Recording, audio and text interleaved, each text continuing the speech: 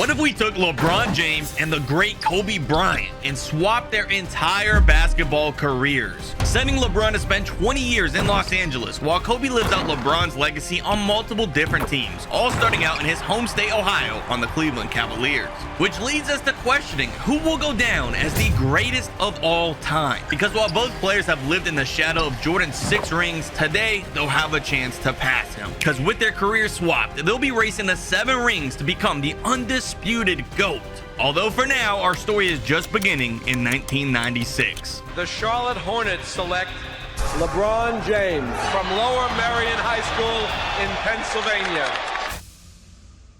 LeBron James was instantly making an impact for the Lakers. While Kobe spent much of his rookie year on the bench, LeBron wouldn't. The hype was real, and he was regarded as the most NBA-ready rookie the league has ever seen. He was doing a bit of everything on the court with 22.3 points per game. He was bringing down 5.9 boards a night, and with 6.9 assists per game, he was getting his teammates involved. This was all enough for him to be crowned as the Rookie of the Year over Iverson. And it was also enough to help his team land a playoff spot versus Utah in round 1.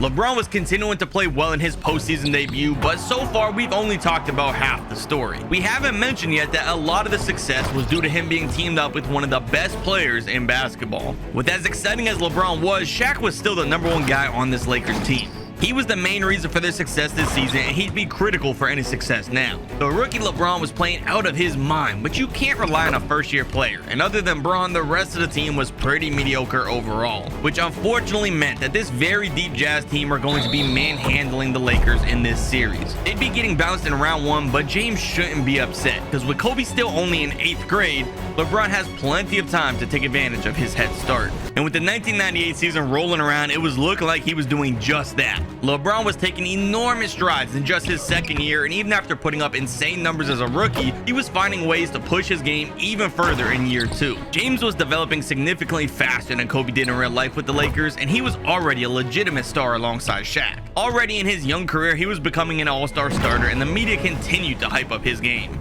LeBron James is there right now, and what he's doing is just so spectacular. However, the hype can only carry his career so far, and he'd have to prove that he was a winner. They'd finish the season with the 3rd seed, and he would have a chance to do just that. And with the smaller Gary Payton being his matchup, he was about to feast. The Glove was known as one of the top defenders in the 90s, but that may partially be because he never ran into anything like LeBron.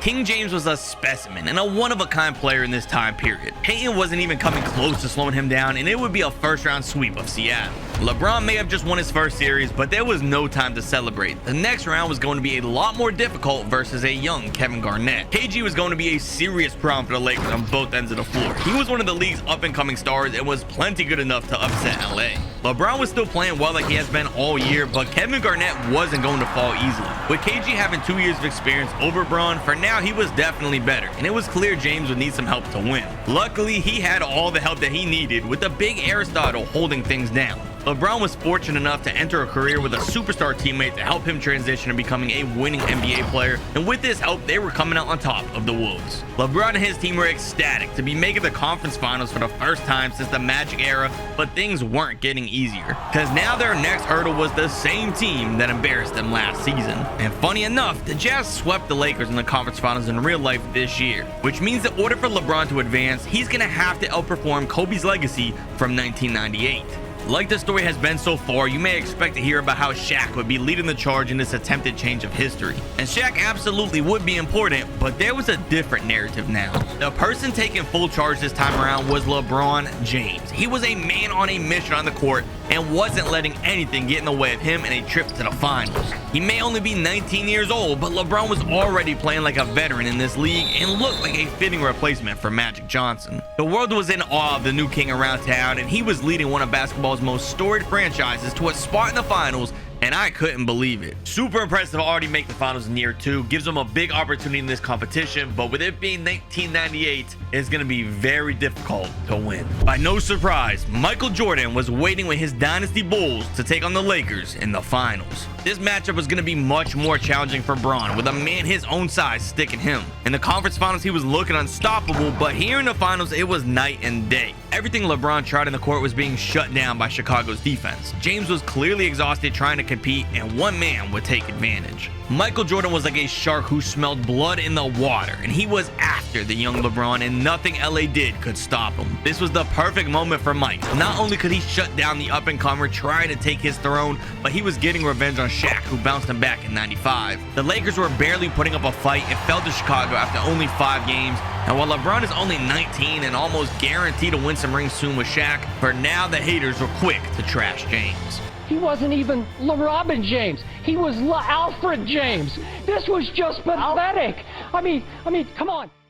But heading into the 1999 season, it was obvious that LeBron was determined to prove everyone wrong about him. Most 20-year-olds would have crumbled under his situation. To be endlessly hyped up by the media coming out of high school, and with only 2 years in the NBA, to be completely crushed by critics as if he's failed. James isn't most 20-year-olds though. He was using this pressure as motivation and completely taking the league by storm, and for a moment would silence the doubters. In just year 3, we have an MVP. 38-8, 2-2. What an incredible season from LeBron James. But he was only going to be silencing them for so long, because while he was looking as dominant as ever in rounds 1 and 2 of the playoffs, once he got to the conference finals, that aura would fade. It was his first of what will surely be many run-ins with Tim Duncan and the Spurs. And it wasn't just Timmy to be worried about. They also had the Admiral David Robinson down low. With the Twin Towers protecting the paint, things would be difficult for LeBron to score. He's developed some shooting, but so far his game is still primarily reliant on the paint. These two giants commanding the paint also meant Shaq was not going to be able to save LeBron here. With all that said, the pressure was on, and there was a possibility of another major collapse in the playoffs. Bron was going to have to dig deep if there was any way he was going to come out on top here. San Antonio saw the intensity getting to the Lakers, and much like Mike did last year, they were going to take advantage. Both bigs were taking turns working down low in the post, and they'd walk into LA's home court and steal away 2 wins like it was nothing. With this series moving out to Texas on the Spurs' home turf, these next games would be massive. The matchup wasn't over yet, and LeBron would have himself an opportunity to rise to the occasion. As this thing continues on the road, LeBron was reminding the world why he was given the MVP of the league. He may have had some troubles in the first couple of games scoring, but he wouldn't let this be a massacre like the finals last year. With Shaq getting less touches in the crowded paint, LeBron was taking matters into his own hands and pushing the pace of this game. He was practically living on the fast break and turning defense into offense. James was living up to all the hype and expectations here because he was the real deal. This series was being tied right back up at 2-2, but that's not where LeBron was stopping. Back in Los Angeles for Game 5, it seemed like he had the Spurs all figured out. He was on fire this matchup, and his jumper simply refused to miss. In just 3 games, the Lakers completely flipped this series around and took control with the lead. We were still far from the end though, because Tim Duncan wasn't folding like this in his first conference final. He may only be a second-year player, but he was developing just as fast as LeBron. The Spurs would get this thing tied up to force a Game 7. And we are bound to see this matchup between Duncan and LeBron a lot over the next several years, but as we get ready to tip off, only one can come out on top today. Right out the gates, both sides were totally locked in to try and seize the moment. They both knew whoever wins here would be massive favorites in the finals against the Heat, and were practically walking to a free championship. All of Shaq, LeBron, Duncan, and Robinson were fighting for their first rings, and the outcome of this match would show it. As the game was winding down to the final moments, both sides had fought hard, and their results were up in the air. LeBron and his Lakers are down by 2 right now, 40 seconds left in the game. They get it down low to Shaq, they're swinging it back out, swinging around Derek Fisher, LeBron James with it. 10 seconds left on the clock. You have to score here, you're in a bad spot. They're going to Shaq. They're not going to LeBron. Shaq's hook, it's off! Oh my God, LeBron tried to run in there for the O board. Didn't get it. The Spurs have it now up by 2. The Lakers aren't fouling, which is surprising for the 2K AI actually. If the Spurs score here though, it's pretty much over. You don't have enough time. They're burning all the clock. They're going to rely on their defense. I've actually never seen the 2K computer do this. They got the screen, the corner, Ellie swinging around. This is paying off for the Lakers. Deep shot, no way. Shaq gets the board. They take a timeout. Knowing very well that this timeout could be the last of the season, they work to drop a play to either tie the game or win. The question is, between their 2 stars, who would be the one taking this final shot? And we're about to find out as Rodman prepares to inbound. 4.3 left. LeBron James gets the inbound here. 1 second left. Oh, that's not a good look. That's not a good look. Those final seconds all happened so fast, I hardly had time to react, but they felt like forever for LeBron, and he'll be spending the whole offseason reacting to it. And while he dwelled on that missed shot all offseason, it was simultaneous to him working on his game extensively. As far as he was concerned, he didn't even have a summer, because all he did was continue to play basketball. LeBron James was now ready for something special. The expectations for LeBron coming into the NBA were massive, and many thought there was no chance someone could live up to them, but here, in this season, he was completely surpassing them. His numbers were taking another leap even further than last year, and it was enough for him to become the back-to-back MVP. He was doing it all, from scoring to playmaking to rebounding, and it was rewarded. But that isn't where his accolades would stop. Just like the year prior, his defense was top-notch, and he'd be earning some extra hardware. James was getting the Defensive Player of the Year, which is something Kobe never accomplished. But as we all know, what matters in this competition is the rings. And come the playoffs, it didn't look like anything was stopping LeBron from having the perfect year. They were up against the Spurs again in the conference finals, but this time around was going to be vastly different from last year. James was on a tear against the defending champs, and his improved shooting made the crowded paint irrelevant. LeBron was taking this matchup in a sweep to tie his battles with Duncan at 1-1, but more importantly, to earn a trip to the finals. Which meant now with no Jordan in the way, LeBron had a legitimate chance to get his first ring in our competition, and I was confident he would. This is who the Lakers are up against in the finals. They beat the Sixers. I'm not going to say it's impossible for LA to lose, but I will say it's not possible for the Knicks to win this. Like I was expecting, there was absolutely nothing that New York could do in this series. LeBron and Shaq were finally getting everything figured out, and it was beginning to look unfair for other teams. There was zero doubt in my mind that the Lakers were the best team in the NBA, and they were proving it here. LeBron was getting his first ring in commanding fashion with a sweep over the New York Knicks, all on their own home floor. This means LeBron is now officially getting on the board for our competition with the ring number 1, and as all of this is happening, Kobe Bryant is only just now wrapping up his freshman year of high school. Meaning James very likely could be taking a massive lead here, because it was clear Shaq and Bron found the formula for success. With Kobe still 3 years away from his NBA debut, the door was wide open for LeBron. The Lakers were getting back into the finals in 2001, where they would face the Hornets, whose best players were Mashburn and the young Baron Davis, and that would quickly end in a championship for LeBron and the Lakers, extending his lead, and it wasn't stopping there. The next year, they were matched up with the Milwaukee Bucks, and there still wasn't a single soul slowing down LeBron in the entire league. This one was more competitive than the last couple, but in the end, LeBron was still winning. And believe it or not, LeBron wasn't stopping at a three-peat. He was closing out 2003 with another one. That makes it 4 straight rings for LeBron to already have a 4-0 lead over Kobe.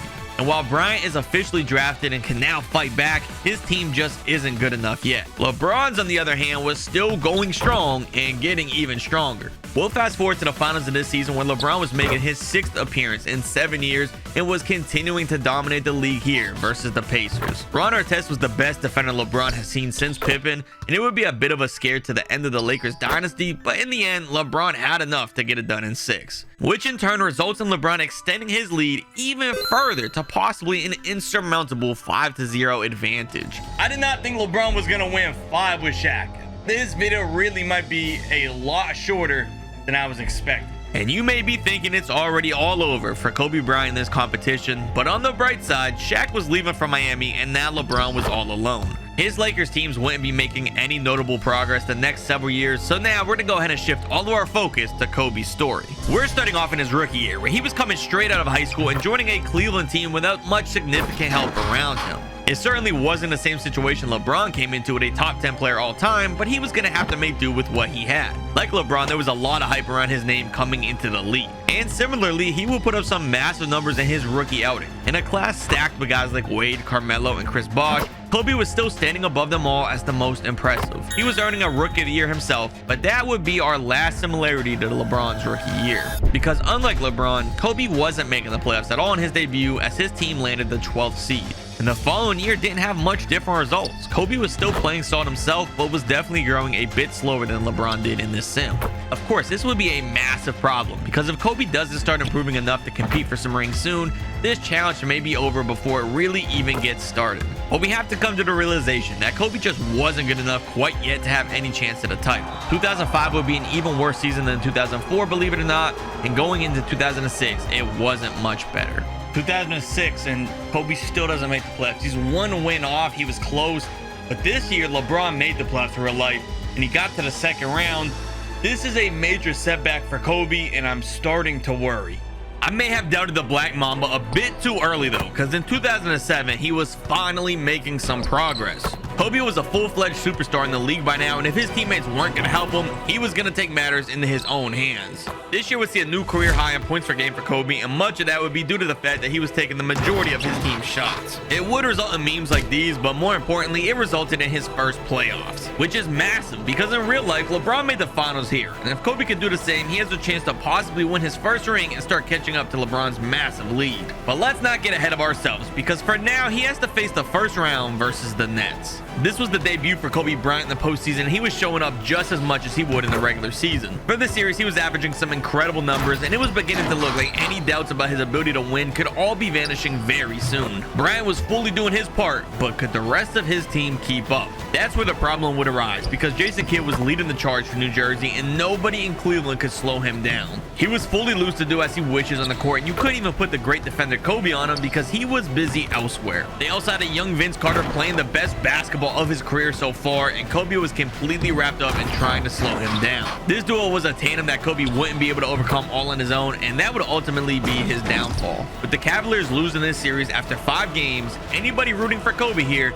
might want to start panicking. Well, Kobe's opportunity to get back in this did not last long at all. Pau Gasol has arrived to team up with LeBron James. With the addition of Pau Gasol on the team, LeBron again had an opportunity to get back into winning. Gasol was one of the best bigs in the league and was an excellent second scoring option alongside LeBron James, who recently started wearing the number 24 and has continued playing at an MVP caliber level, which would land his team the top record. LeBron and the Lakers were back in the playoffs against the Hornets, but first let's talk about Bryant. After coming up short the previous year, Kobe was determined to finally make some progress in his career. He is now going into his 5th year in the league without a single playoff series win, and with this Mamba mentality, that was absolutely unacceptable. Backed by another high-level season, Kobe was again carrying this awful team into the playoffs. And these playoffs will finally be the moment where Kobe is making some progress, because in the first round against an aging Detroit Pistons roster, Kobe was by a landslide the very best player on the entire court. In an effort nearly all on his own, Kobe was getting his first ever playoff win. Unfortunately though, that's where it would end, and his success would continue to be limited, because round 2, Gilbert Arenas and his Washington Wizards had the overall better roster, and they were coming out over the Cavaliers. The only bright point for Kobe was the fact that LeBron and his Lakers also lost in round 2 against the Carmelo Anthony Nuggets, but that would only last so long. Because in 2009, he and LA were winning the conference finals to make it to the NBA finals. Which, to remind you, means LeBron now has a chance to take an even larger 6-0 lead, but we still have to see who is in the finals. Which of course takes us out east, where Kobe Bryant continues to improve. He was not only winning the first round of the playoffs again, but this time he wouldn't be stopped in round 2 and was making it his first conference final. And in his first appearance, somehow Andre Iguodala led the Sixers here past Boston. Iggy was a solid player, but he was no Kobe Bryant. The Mamba was on the attack here, and after somehow avoiding the super team Celtics, there was no way he was not finally getting out of the East. He alone averaged half the Sixers' entire team scoring throughout this series, and you'd be a fool to think that this season was like the others. I wasn't expecting it, but Kobe was finally making it to his first finals. And we'd also have our first finals of Kobe against LeBron, with a lot at stake. With Kobe trailing and at risk of going down 6-0, this would without a doubt be the most important series of his life. But unfortunately, this wouldn't even be remotely close. LeBron James and his team were so far ahead of the Cavaliers that this series was nearly a joke. Kobe didn't play poorly by any means, and in fact played great in his first finals, but his team just wasn't talented enough. If you blinked your eyes, you'd probably end up missing it after the Lakers were winning in 4. Just when you thought things couldn't get worse for Kobe, LeBron was taking a 6-0 lead over him and only needed one more ring to win this. But it wasn't over just yet, because in 2010, LeBron was facing a much stronger foe in the finals. The Celtics were stacked with Garnett, the Truth Paul Pierce, and one of the best shooters ever, Ray Allen. This was a very close matchup, but Kobe lives to see another season in this competition. Paul Pierce was rallying his team together and figuring out a way to outlast LeBron and keep Kobe's hopes alive. Of course, it goes without saying that Kobe also lost to the Celtics this year, considering he wasn't in the finals, but that losing might all be ending.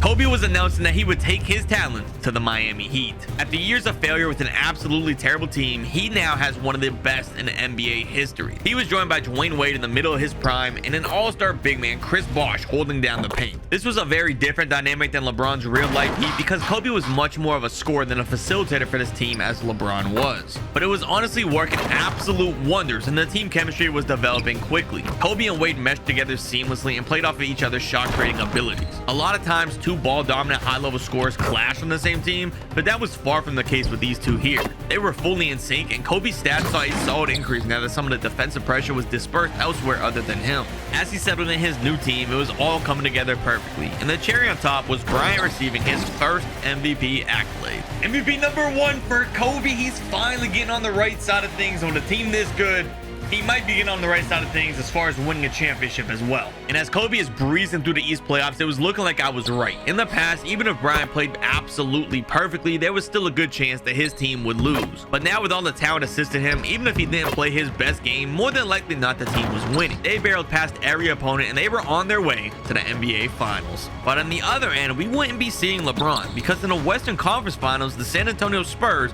were giving them major issues. Way back at the start of our sim in 1999, I mentioned we'd see a lot of the Spurs. And while I haven't shown many of the matchup, they've played each other in the playoffs more years than not. For the most part, it's been the Lakers winning. But in 2011, that wouldn't be the case, as the Spurs advanced to face Kobe. LeBron may have had troubles competing against this San Antonio team, but one thing for sure was that Kobe was not. The Spurs didn't have a single answer on their roster capable of slowing down Bryant, who was averaging 32.9 points per game during the final series on great efficiency. Even if they could slow down Kobe, I'm not even sure that it would help, because Wade was still playing at a high-level superstar caliber at this point, and two combined together weren't going to be outdone by the Spurs. Kobe Bryant was finally doing it. In his 8th season, at long last, he would be experiencing winning a championship, which now means he's finally on the board in our race to 7, and that isn't where he was stopping. The Heat weren't settling after winning and added one of the league's best 3-and-D players. With Battier available for Kobe to kick it out to off doubles, this team was now even better than the year prior. Kobe was defeating every team in the East again, and for the second year in a row, they were playing the Chicago Bulls in the conference finals, and the Heat would be shutting them down for a trip to the NBA Finals. But this time, LeBron James was waiting for Kobe for a finals rematch. If you remember back in 2009, LeBron had the significantly better team and completely embarrassed Kobe. But now in present day, the script is completely flipped, and Bryant had the far better team and was getting his revenge against LeBron. The Heat blew up the Lakers, fueled by Kobe's desire for vengeance, and now the Mama is adding onto his ring collection to lessen the gap. But don't start celebrating too early, Kobe fans, because LeBron was still a threat. The Lakers added Steve Nash and Dwight Howard to their roster, and it was only a matter of time before they were in the finals again. Both the Lakers and the Heat had the best records heading into this, and it was going to be an all-out battle. On one of the things, the combination of Lakers big man would give Bosh huge issues. Having both Gasol and Howard in the paint was going to be incredibly difficult to stop. But on the other side of things, the Heat had a massive advantage over LA with the Wade and Nash matchup. Steve was way too old to be guarding D-Wade at this point, and he would even things out with the big man battle. Which leaves us the matchup between LeBron and Kobe. This series ultimately would come down to who was the better player and who could outperform the other in the finals. It would go back and forth with each other every single game, and it would end up going the full distance to a Game 7. In this final match, Kobe would have the advantage with home court, but LeBron didn't care. He was still playing his best basketball of his career and was determined to finally get his 7th championship and win this competition. His only problem was that Kobe was a fierce competitor and just as determined to win here, which resulted in the game being nearly even come the final few possessions as LA took a timeout. Just to remind you what's at stake here, it's not just this finals on the line, but the entire competition is on the line for Kobe if he can't hang on here versus LeBron. Late in Game 7 with the game close, there is a lot on the line. This might be the highest stakes matchup I've done on any sim on my entire channel. If the Lakers win here, the competition is over. If the Heat win, Kobe survives another season. LeBron James, Shane Battier locking him up.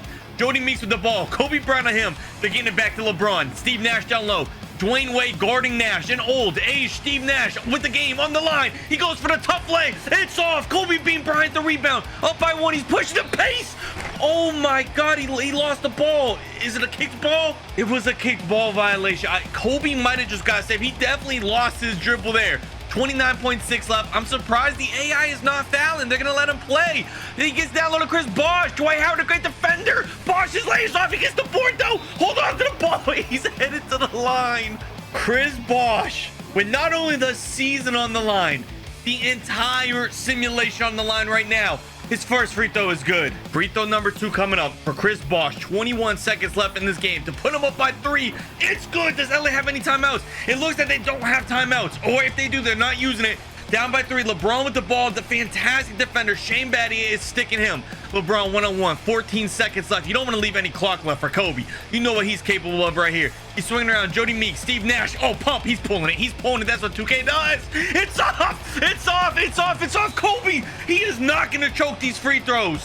Kobe hit the first free throw. With this second free throw here, I don't think there's any way that LA wins this. No timeouts. About to be down by 5 with only 3 seconds. It's impossible, right? The inbound, Pau Gasol, LeBron, hoist the full court shot. It doesn't matter. It doesn't matter anyway. It doesn't matter. The Heat do it. Kobe remains another season. Kobe and his team are rightfully celebrating this win, but while they were doing that, they didn't realize just how much this loss meant for LeBron. Because in 2014, LeBron wouldn't have another chance. Durant and the Thunder were defeating him to challenge Kobe. And while Durant was an incredible player and would give us one of the best scoring battles of all time against the Mamba, he and his roster weren't good enough to beat Kobe Bryant in this stacked Heat. Meaning Kobe now has won 4 championships straight to get within 2 rings of LeBron, but there was a much bigger story to tell. Following that ring, Bryant was officially deciding to return to Cleveland, and on top of that, another dynasty was developing. How do you put this team into words, Golden State? Steph is obviously the best player in the world right now. When you get off to that 12-0 start, you have people start to whisper about Michael Jordan and that Chicago team. Golden State sitting on top of the Western Conference. They have changed and revolutionized the way the game is played. There's no other team in the world that plays like them.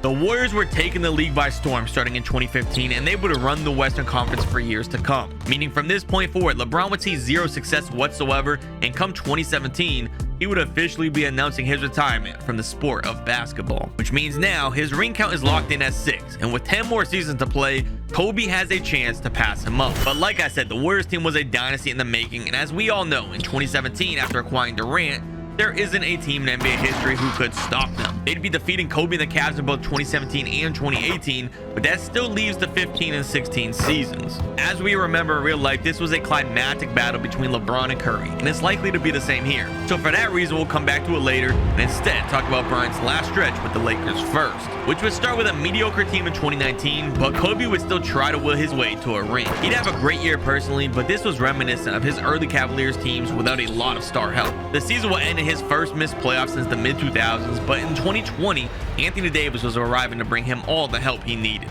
Kobe has never played with a big man at the caliber of skill as Anthony Davis. Bosh and Love were both good, but they were no AD. The Lakers also had great role players like Alex Caruso rounding them out. With that said, it was by no surprise that they would find themselves in the finals this season. It was a matchup against the Sixers, and while they were good competition, the Lakers were favorites the whole way through. This roster, so seamlessly rounded out with talent all the way through the bench, was one of the best overall units built around Kobe to date. It was perfect for the Mamba, and it was resulting in him adding his 5th championship to his collection. But for whatever reason, the front office would completely dismantle the team following this ring. The duo of Kobe and AD would still be dominant for the next several years, but without an ideal supporting cast built around them, they'd fall short to other up-and-coming teams in the West for the next few years. This would go all the way to the modern day 2024, and Kobe's Lakers tenure would end with only 1 ring. But we still have to go back to the year 2015 before this thing is over. As we mentioned earlier, this Warriors team has fully blossomed into the NBA's most exciting show, and it was kicking off this year with Curry earning his first MVP. His 3-point shooting was going to be a massive challenge to keep up with, but Kobe was up for the challenge. He was a veteran in this league, and while Curry was looking like the future, Kobe was still the now. The Warriors had a fantastic defense, but they weren't built to stop a scorer as dominant as Kobe. And when you pair the excellence of Kyrie going head-to-head with Curry, it was a formula for success. Kobe would also take on the task of guarding Steph, and slowing him down slightly may have been the difference maker. The matches were close, but the series wasn't, as the Cavaliers were shutting down the Warriors' hopes of a championship materializing. So now Kobe is up to 6 rings, which officially ties LeBron, and with 1 year left, he has a chance to end it in a tie or completely win altogether. But with 2016 being the Warriors' 73-win season, it wouldn't be easy. This time around, the Warriors were even better than 2015, and they were playing as a team trying to get a championship. Everyone's shooting was scorching hot, and they were playing hard on both ends of the floor. But Kobe was going for 6 straight, and this was his league. This finals would act as a culmination of all his lows and highs throughout his career. All the losses he took early on that hardened his focus up until now. All of his wins teaching him what it takes to be the best. Out of all of his final series, he will put it all together. This was Kobe's masterclass. This very well could be the craziest finals performance in NBA history. The Cleveland Cavaliers get it done in 6. And just like that, Kobe has got ring 7. He's passed Jordan in the GOAT debate and not only beat LeBron, but came back down 6-0. Kobe has now proven himself as the GOAT, but what if his teammates and the man they just battled with swap their careers too? Find out by clicking this video next, where I swapped Kyrie Irving and Stephen Curry's careers. What if we took the sharpshooter Steph Curry and the elite ball handler Kyrie Irving and swapped their entire basketball careers, sending Kyrie Irving out to play in Oakland for the Warriors while Steph spends time swapping from the Cavaliers to the Boston Celtics, the Nets out in Brooklyn, before finishing things up with the Mavericks, which leads us to questioning, how will this affect the history of their rivalry? Irving and Curry, one-on-one. Irving puts it up. The answer and much more will be all revealed soon enough, but for now, our story starts in the 2009 NBA Draft. With the 7th pick in the 2009 NBA Draft, the Golden State Warriors select Kyrie Irving from Davidson College. Unfortunately, though, the way Kyrie's career was kicking off in Golden State couldn't be any further from ideal. He was averaging 17.9 points per game on good efficiency, but it'd be hard to live up to the hype. And I went out on the limb and on the record, and I said I would take him over Blake Griffin, #1 in that draft. Skip looked to be wrong, because Griffin left Kyrie in the dust and he'd win the Rookie of the Year. And it wasn't just Irving's own personal performance being overshadowed. His team was incredibly lackluster and would be eclipsed by nearly every other team in the West. They finished the season as the 13th seed, and there didn't seem to be any light at the end of the tunnel, because the next season Kyrie's game would absolutely take a lead with all of his stats seeing an increase, but it just wasn't translating to the team's record. Other Western Conference teams continued to outclass the Warriors and were adding to their loss column nearly every night. This resulted in yet another losing season for Kai, which was a major problem, because while in the future he'll have some incredible teammates helping him, for now Steph was closing up an incredibly successful tenure at Duke and was expected to go #1 overall in the upcoming draft. And as we plan to track and compare the success of our two stars' career swaps, Kyrie has already completely wasted his 2-year head start over Steph. Luckily, come the 2011-12 season, Irving was getting some legitimate help. Klay Thompson would add some much-needed offensive relief for Kyrie, but we'll talk more about how this worked out in just a second. Because first, we're going to take a look at Steph's rookie campaign. Even though it was only his first year in the NBA, he was already taking the league by storm with his three-point shooting. The world had never seen anything quite like this level of shooting from deep, and literally everybody was talking about it. Curry's the best shooter I've ever seen. I believe that. His rookie averages would speak volumes on just how impressive of a year he was having, and it was clear that he was developing much faster here than he did in real life with the Warriors. Whether that was thanks to his time spent at Duke or the Cleveland development staff, it didn't really matter. Either way, he was without a doubt taking home the title of the 2012 Rookie of the Year. Despite the team barely missing the playoffs as the 9th seed, it was still clear that the Cavaliers had something special. Steph was quickly becoming a fan favorite in Cleveland, and the narrative was forming that he could break the 48-year championship drought of all Cleveland pro sports. Moving back out west, Kyrie needed to make some progress as soon as possible, because it was obvious that Curry was becoming a threat to make the first strike in this competition. Luckily, with the new help of Klay, like we mentioned earlier, the team was experiencing much more success. Kyrie's game was continuing to improve further, and this time it did translate to helping his team as they were finally able to earn a spot in the playoffs. But he better hope his dominance continues in his postseason debut, because the defending champ Mavericks are waiting on the other end with Dirk Nowitzki leading the charge. They may be old, but they just got done whooping on LeBron in Miami the year before. While the pressure was on for Irving, it also gave him the opportunity to send a message to the league, because if he can win here in his first ever playoff series against the defending world champions, it means he's good enough to win against anybody. Coming out on top here would mean that the last few losing seasons were all a thing of the past. Now with the stakes of the series established, Kai was going out there and getting things done. He was using his youthfulness to his advantage and running circles around Dallas. While Dirk was keeping his team competitive enough to keep up, Kyrie was scorching hot and was keeping his team one step ahead, and I was surprised by the results. Honestly, did not think there was any chance they'd win this series. Props to Kyrie. In his debut, he advances. But the real challenge was only beginning with CP3 and the Clippers. He was also joined with another all-star, Blake Griffin, who, if you remember, would be the recipient of the Rookie of the Year over Kyrie. But that's old news, because now Kyrie Irving has a chance to get his revenge here in the playoffs. Although while he played well, his hopes of redemption would be incredibly short-lived. Again, Blake Griffin was seeming to have the upper hand over Irving in their young careers. Not only was he winning game 1, but he continued with game 2 and kept the streak alive after 3. Kyrie and his squad would do well enough to fight back in game 4 for a win, but in game 5, Griffin was continuing to be the best player in the court, and late in game 5, with the match still close, the Clippers were closing it out. Clippers are up by 4 with the ball with a chance to end the Warriors season, send them out to Cancun. Chris Paul with the ball here on the right side. Nate Robinson guarding him. That's a mismatch here. Nate Robinson cannot guard Chris Paul. He's driving in the paint. His floater's good. That's pretty much going to end this match.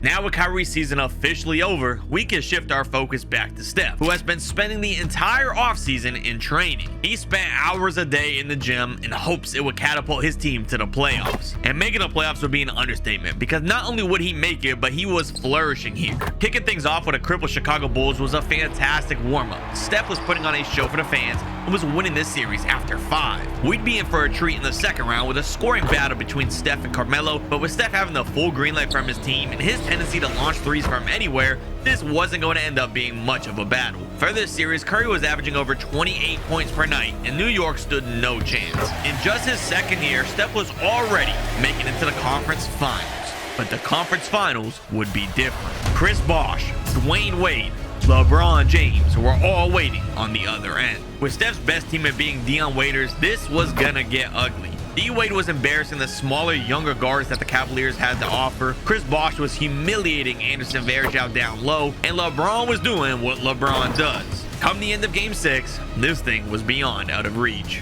The Cavaliers season is over, but in just year 2 for Steph Curry to take on LeBron James's Miami Heat, push them all the way to Game 6 in the conference finals, it makes you really optimistic for the future for Steph Curry in this competition. With Steph walking out in defeat, Kyrie now has a chance, but he would completely butcher the opportunity, because facing the Clippers in the second round yet again, it would seem that Kyrie just can't shake Blake Griffin. His whole career so far, he has played second fiddle to his fellow draftee, who has been taking all the success and coverage away from Irving. But Kyrie was absolutely about to get some coverage though, because after being swept, he was beginning to have some critics. Kyrie Irving did the things that he did, and the franchise right now is up in flux because of the great Kyrie Irving. With the pressure on his shoulders building, Kyrie needed to prove himself this season before the team gives up on him. It was clear from opening night that Kyrie was going to be totally dialed in this year. His offense was the best it's ever looked, and he made an effort to get his teammates involved.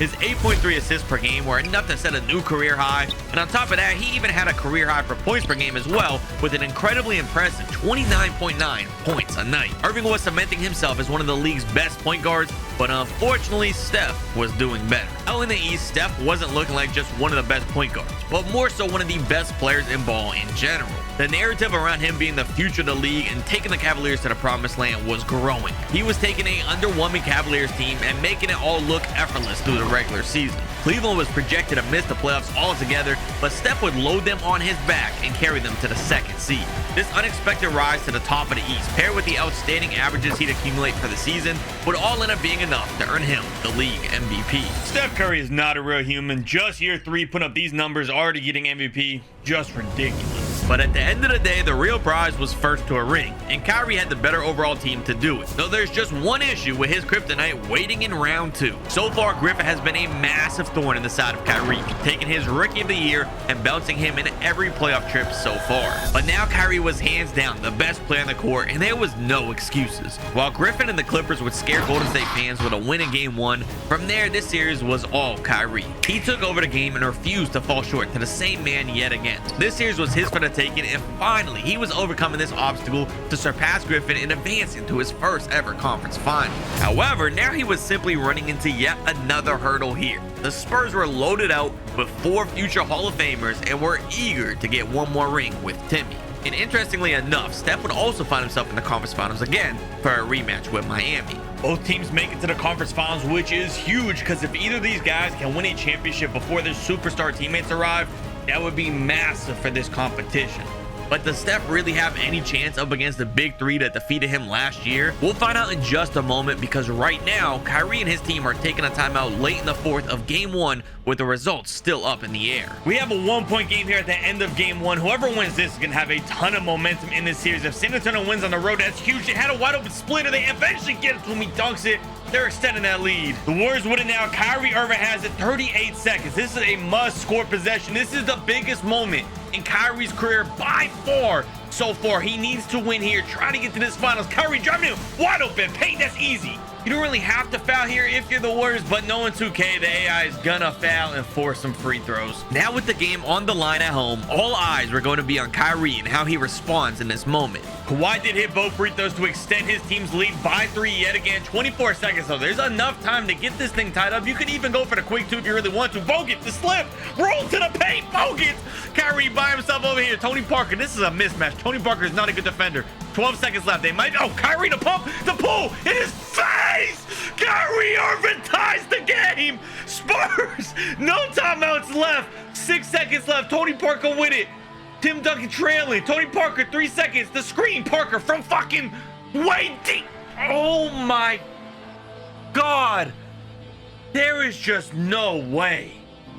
That huge shot from Parker not only won them the game, but it may have even won them the whole series because the morale was incredibly low the rest of the conference finals for the Warriors. The Spurs and their incredible team play was manhandling Golden State, and despite Kyrie averaging 36 points per night in this series, it was going to be the Spurs winning it in a sweep, which now leaves the door wide open for Curry with another chance for a finals appearance. Much like last year, the Stars of Miami were a lot to handle, but this time it wasn't going to matter. The big three of the Heat were great, but the big threes from Steph were too much to keep up with. With Wade aging and showing fatigue, and Bosh regressing into a spot-up shooter, much of the responsibility would fall on LeBron. Of course, he was plenty capable as one of the best ever. It was just that Steph's threes were near impossible to keep up with. Curry and the Cavs were shocking the world, and they were upsetting one of basketball's best teams ever. And as Curry celebrates, there's gonna be some changes coming very soon, but for now, we focus elsewhere. Because Steph is gonna be playing on the biggest stage in ball, which is a huge moment because he has the chance to possibly make the first move in this competition. And while it was exciting to be here, the Spurs had no real risk from Cleveland. San Antonio was stacked with veterans who have won multiple championships in one of professional sports' biggest dynasties. There was only one real potential outcome here, and it was the Spurs winning it all after playing possibly the best basketball in finals history.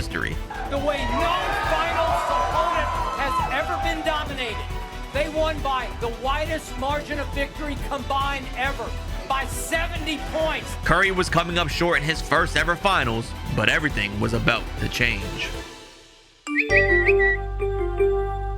We'd officially be seeing LeBron James team up with Steph, and the headlines were all over the new dynamic duo of two MVPs teaming up. The new tandem was highly anticipated to dominate the entire NBA, and they would live up to the hype. Curry's number would see a drop with LeBron, but there was no shortage of highlight plays. Here's Curry with a high bounce. Together, this duo was averaging 57.2 points per night, and it was basically unfair for opposing defenses. By the end of the year, they had basketball's best season ever. The media coverage was massive on this duo from Akron, Ohio, and Steph would earn the MVP for the second year straight.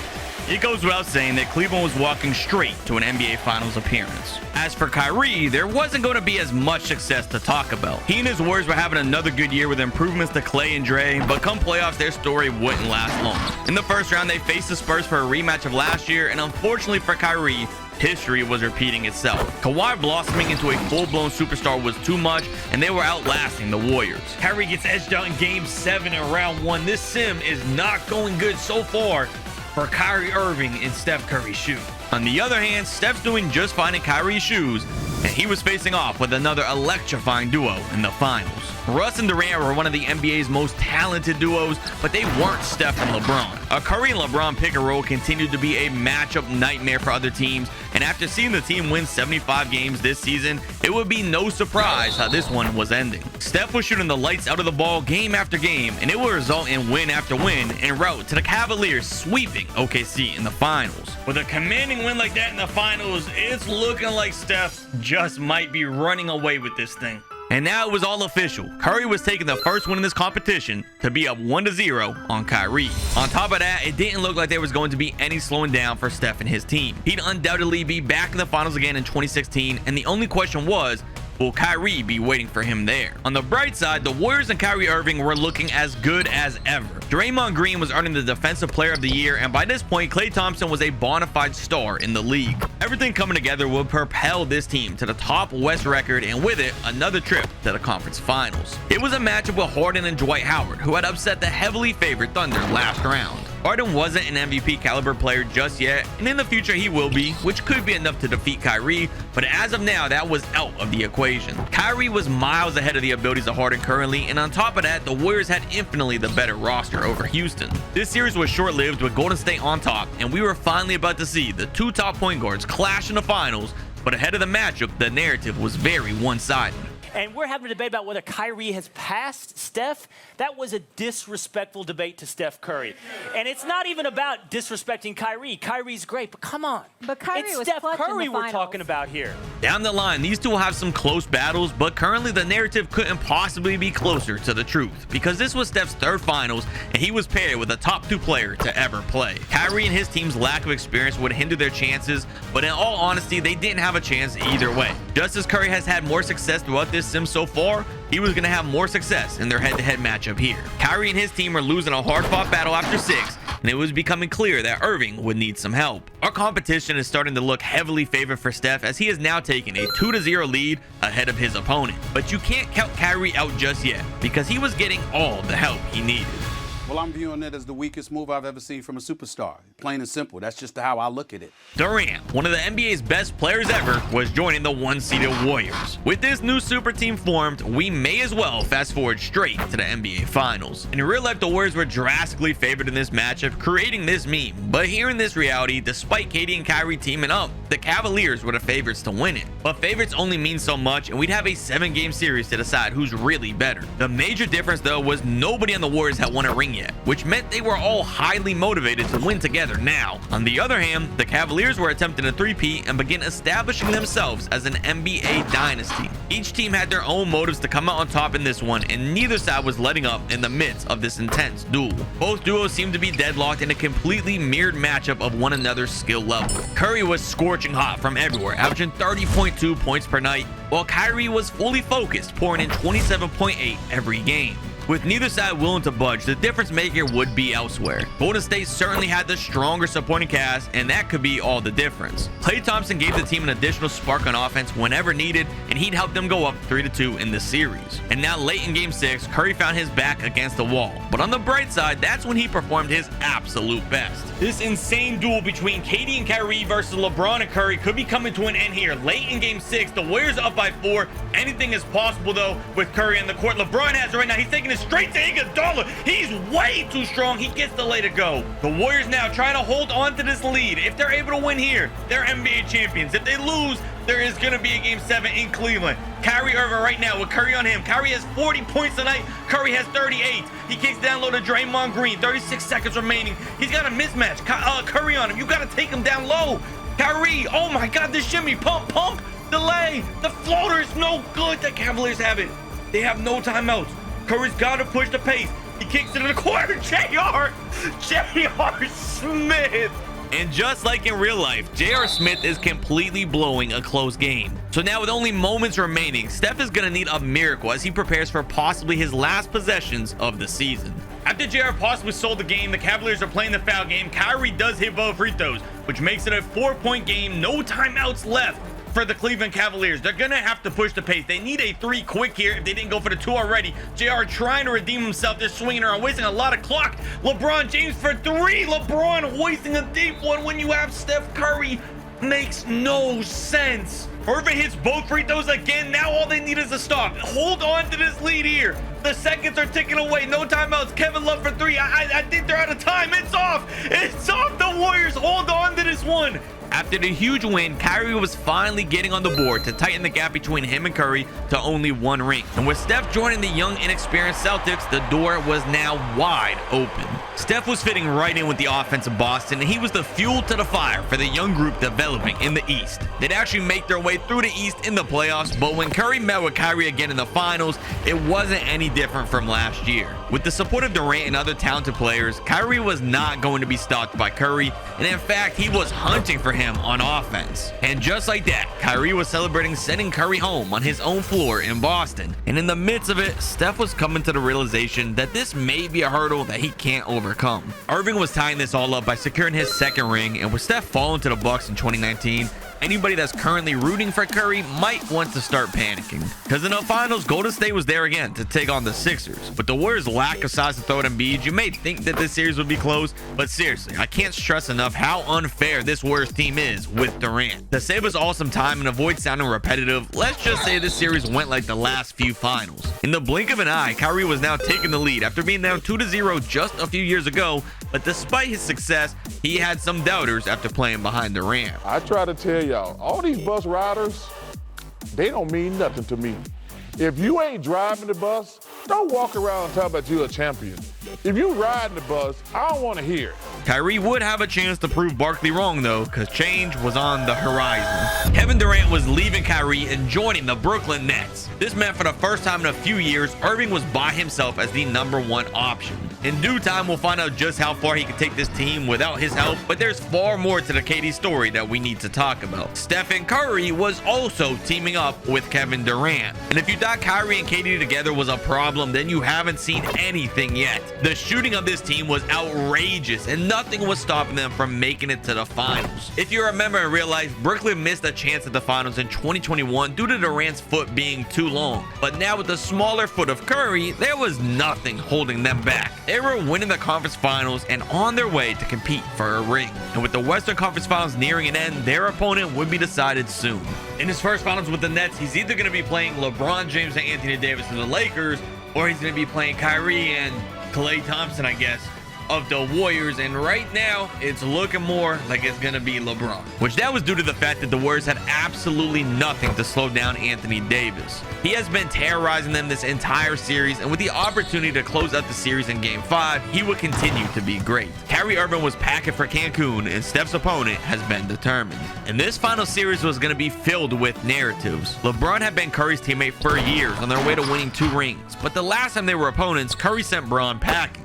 This time, however, LeBron had a lot of help with guys like Alex Caruso rounding out his roster. Davis wasn't as huge of an issue as he was for the Warriors, but still in this series, he would be a lot to stop. The Lakers had a really well-rounded team and should have ample opportunity to win, but the key word was should. Curry was definitely going to be a thorn in LeBron's side yet again this year, because not only was he blazing hot during this entire finals matchup, but you could certainly make the argument that this was his best. 31 6-6 averages on 50, 40, 90 splits.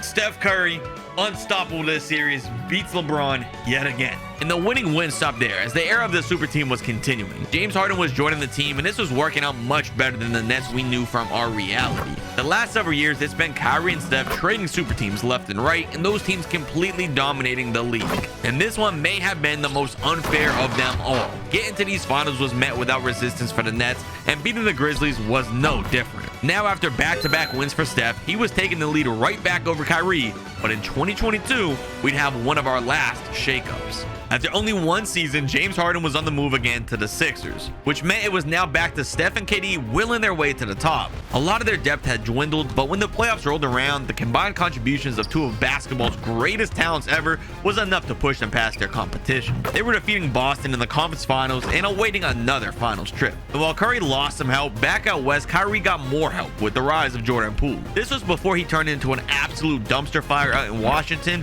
and for now he was legitimately a scoring threat alongside Kyrie.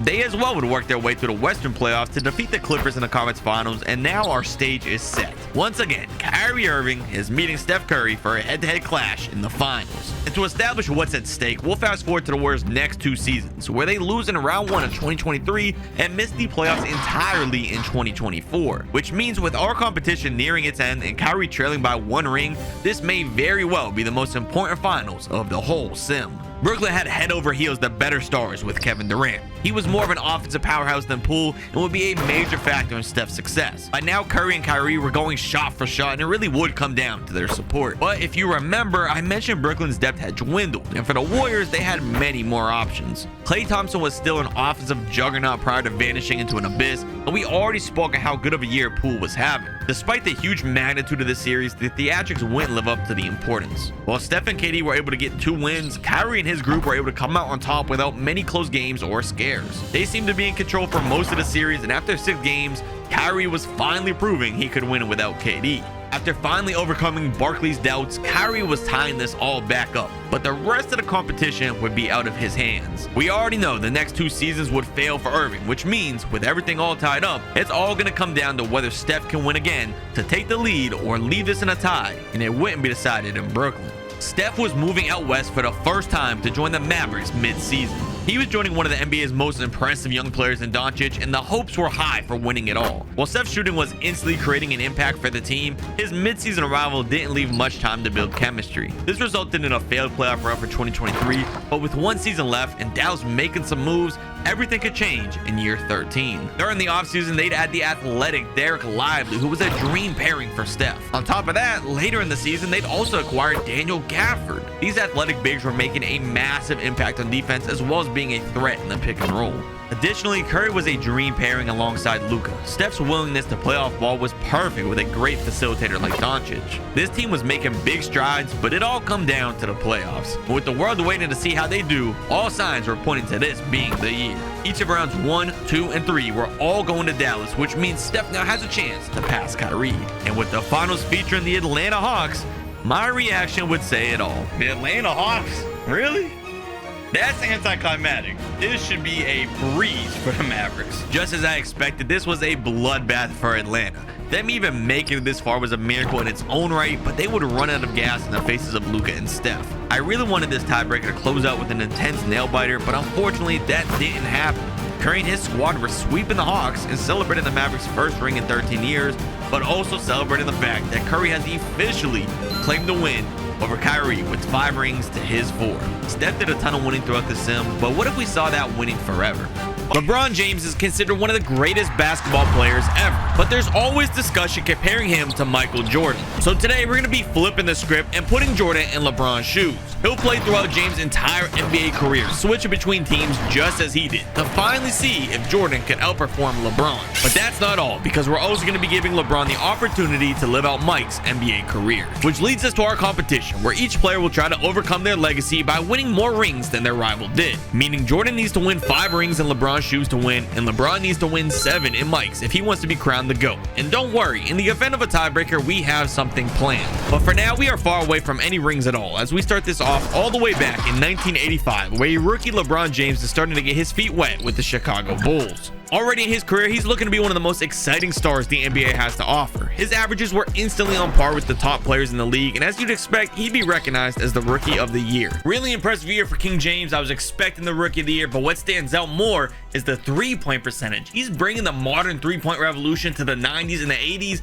and it's going to be exciting to watch. But excitement is only going to take him so far, because come the first round of the playoffs, he was reminded that he was the new kid in town, and the Pistons were quickly humbling LeBron. It was a disaster in round 1, and James was brought back down to earth just as quickly as he got to the top. Luckily though, if we fast forward almost 20 years to Jordan's rookie campaign, it was nearly identical to the experience LeBron was having in Mike's place.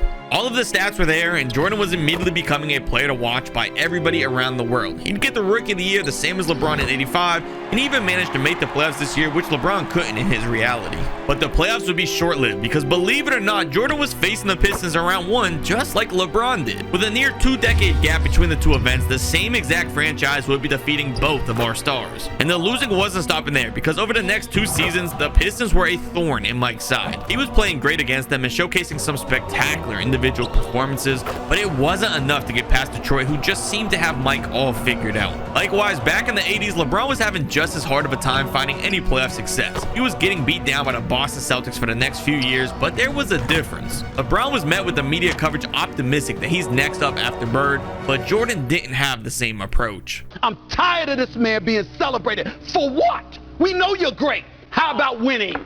Win for once. Just win. Yeah. Just win, baby. Jordan was being held to a higher standard and was called a failure, but he was ready to prove everyone wrong. Coming into the 2007 NBA season, he was looking to redeem himself for the failures the previous 3 years. His stats would see strong improvements, and his game was evolving into one of the most elite scoring options in the NBA. He'd average a league-leading 32.1 points per game and was taking an otherwise underwhelming Cavaliers team to the spotlight of the NBA. Michael was leading his team to a top seed, and along with it, he was becoming a fan favorite in Cleveland, but also a favorite of basketball enjoyers in general. This excellent season will result in the first of what could be multiple MVPs, and it was looking like this could be his breakout year. Come the playoffs, Jordan was building upon this generational regular season and was ready to steam past whoever was in his way. To kick things off, he was facing the defending champion Miami Heat and their athletic star Dwayne Wade. The two were drafted together 4 years ago and will be teaming up in Miami soon enough, but for now they're foes. Wade has been impressive so far, but Michael Jordan was already establishing himself as one of the best players to ever play,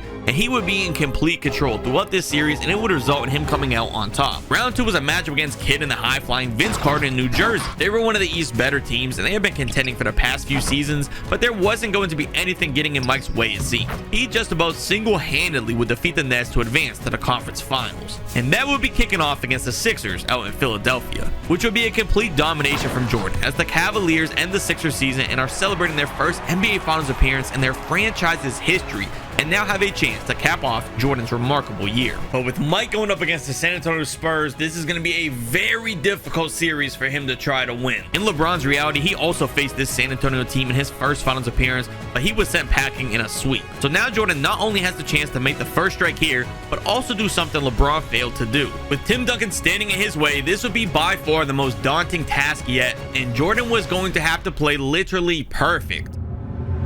And it absolutely looked like he was, because on his home court for the first 2 games, Jordan was making 0 mistakes. We were witnessing one of the most efficient games ever played. Nobody on San Antonio's roster was making an impact on him defensively, and the only person stopping him could be himself. The Spurs were completely stunned, and the frustration was setting in, trying to figure out how to stop Mike. That was the problem though. They weren't going to stop Mike. It just wasn't happening, and on home court, he was winning the first 2 games. But as this thing shifted to Texas, the Spurs realized what they had to do. It wasn't stopping Mike that they needed to figure out a game plan for, it was outscoring him. On their own home court, their strategy shifted to playing as a team and ensuring they got good, high-quality looks. This involved a lot of low post-ups for Tim Duncan, with the Cavs struggling to stop him. Also, we'd see a lot of 2-man action between Parker and Duncan. The experienced Spurs were figuring things out while retaliating back into this series. But the trend was continuing here back in Cleveland for Game 5 and then moving into San Antonio for Game 6. The series would lock in for 7 after the home team has won every single match. And with Game 7 in Cleveland, can Jordan keep this narrative alive? The answer to that question was evidently going to be up in the air, because these two teams are clashing and it didn't seem like either was willing to give up a run to the other. Late in the 4th quarter, both sides will huddle for a timeout, with the results of this finals being far from decided. This Game 7 is still completely up in the air. Whoever wins here wins the finals. This could be huge for Jordan versus LeBron in this competition. The Spurs have it now, 45 seconds remaining. Tony Parker, Tim Duncan pick and roll. It's been a struggle to guard all series. Tony Parker does miss that pull-up though. Great screen from Duncan. The Cavs are not taking a timeout. Michael Jordan with the ball now. Tied game, 33 seconds. Manu Ginobili on him. He's got the ISO. The little mid-range floater hisses off. No timeout from the Spurs either. Both sides are choking here in the clutch. The pressure is building. Tony Parker looking for an opening. He's slowing it down, bringing it back out. I wouldn't be surprised if we see another pick and roll. It does go down low. Tim Duncan, oh my God. Tim Duncan, the fundamental, the shimmy, the hook, it's off. No, the rebound, another one. It's off again. No one can score. Cleveland timeout. Now with both sides struggling to steal the lead late, Jordan and his Cavs were preparing for a chance to win on the final shot. This thing is not over yet. After a timeout, we are in Game 7, 8 seconds left. Michael Jordan could have an opportunity to end it here in his first finals. They're going to him in the low post. One-on-one with Manu Ginobili. The fake. He's going for the spin. That's an easy lay. Jordan gives him the lead with 0.2 left. That is the biggest shot of his entire career. He delivers. With 0.2 left, the Spurs attempted an inbound lob, but it failed, which means Michael Jordan has led the Cavaliers to an NBA championship 5 years faster than LeBron did in his own shoes. Meaning MJ is now happily taking a 1-0 lead in this competition early and would look to hold on. But that may be out of his control, because while he and his team celebrate their trophy now, The next 3 seasons straight, the Cavaliers were falling short to the newly formed super team in Boston. It was clear Mike needs help if he's going to overcome this new hurdle, and he'd be getting that the following year. But for now, he's looking like he met his match versus this Celtics team, and before we see if he can overcome them, we gotta talk more about LeBron. The last time we spoke about him, he was also losing to the Celtics super team led by Larry Bird. Up through his first 4 years in the league, he was getting completely crushed by Boston, but in year 5, he broke through. In 1986, he earned his first MVP, and he's played great since then, but wasn't the best player in ball. Now in 1989, it was undeniable that he was the greatest player this sport has ever seen. His numbers were sky high, and he was earning his second MVP of his career, all before making it to the NBA Finals for a matchup with the Los Angeles Lakers. In 2007, Jordan did what LeBron couldn't. He won in 2007, but now LeBron has a chance to win his first ring 2 years before Jordan ever did. This could be massive for James. In Jordan's reality, he was still losing to the Pistons with no finals appearances by this point, but LeBron was much larger and stronger than Mike, and the Pistons' physicality wasn't an issue for him, which means now in the finals 2 years ahead of Mike, he also has a chance to do something Jordan couldn't. It'd be huge for his legacy, but at the same time, it would tie him back up in this competition. But the only problem was Magic Johnson was the face of the NBA and was in his way, paired also with the NBA's all-time scoring leader. The Lakers were absolutely smacking LeBron around. It was an impressive feat to make it this far in just his 5th year, but in their current structure, the Chicago Bulls were not going to be any competition for the Lakers.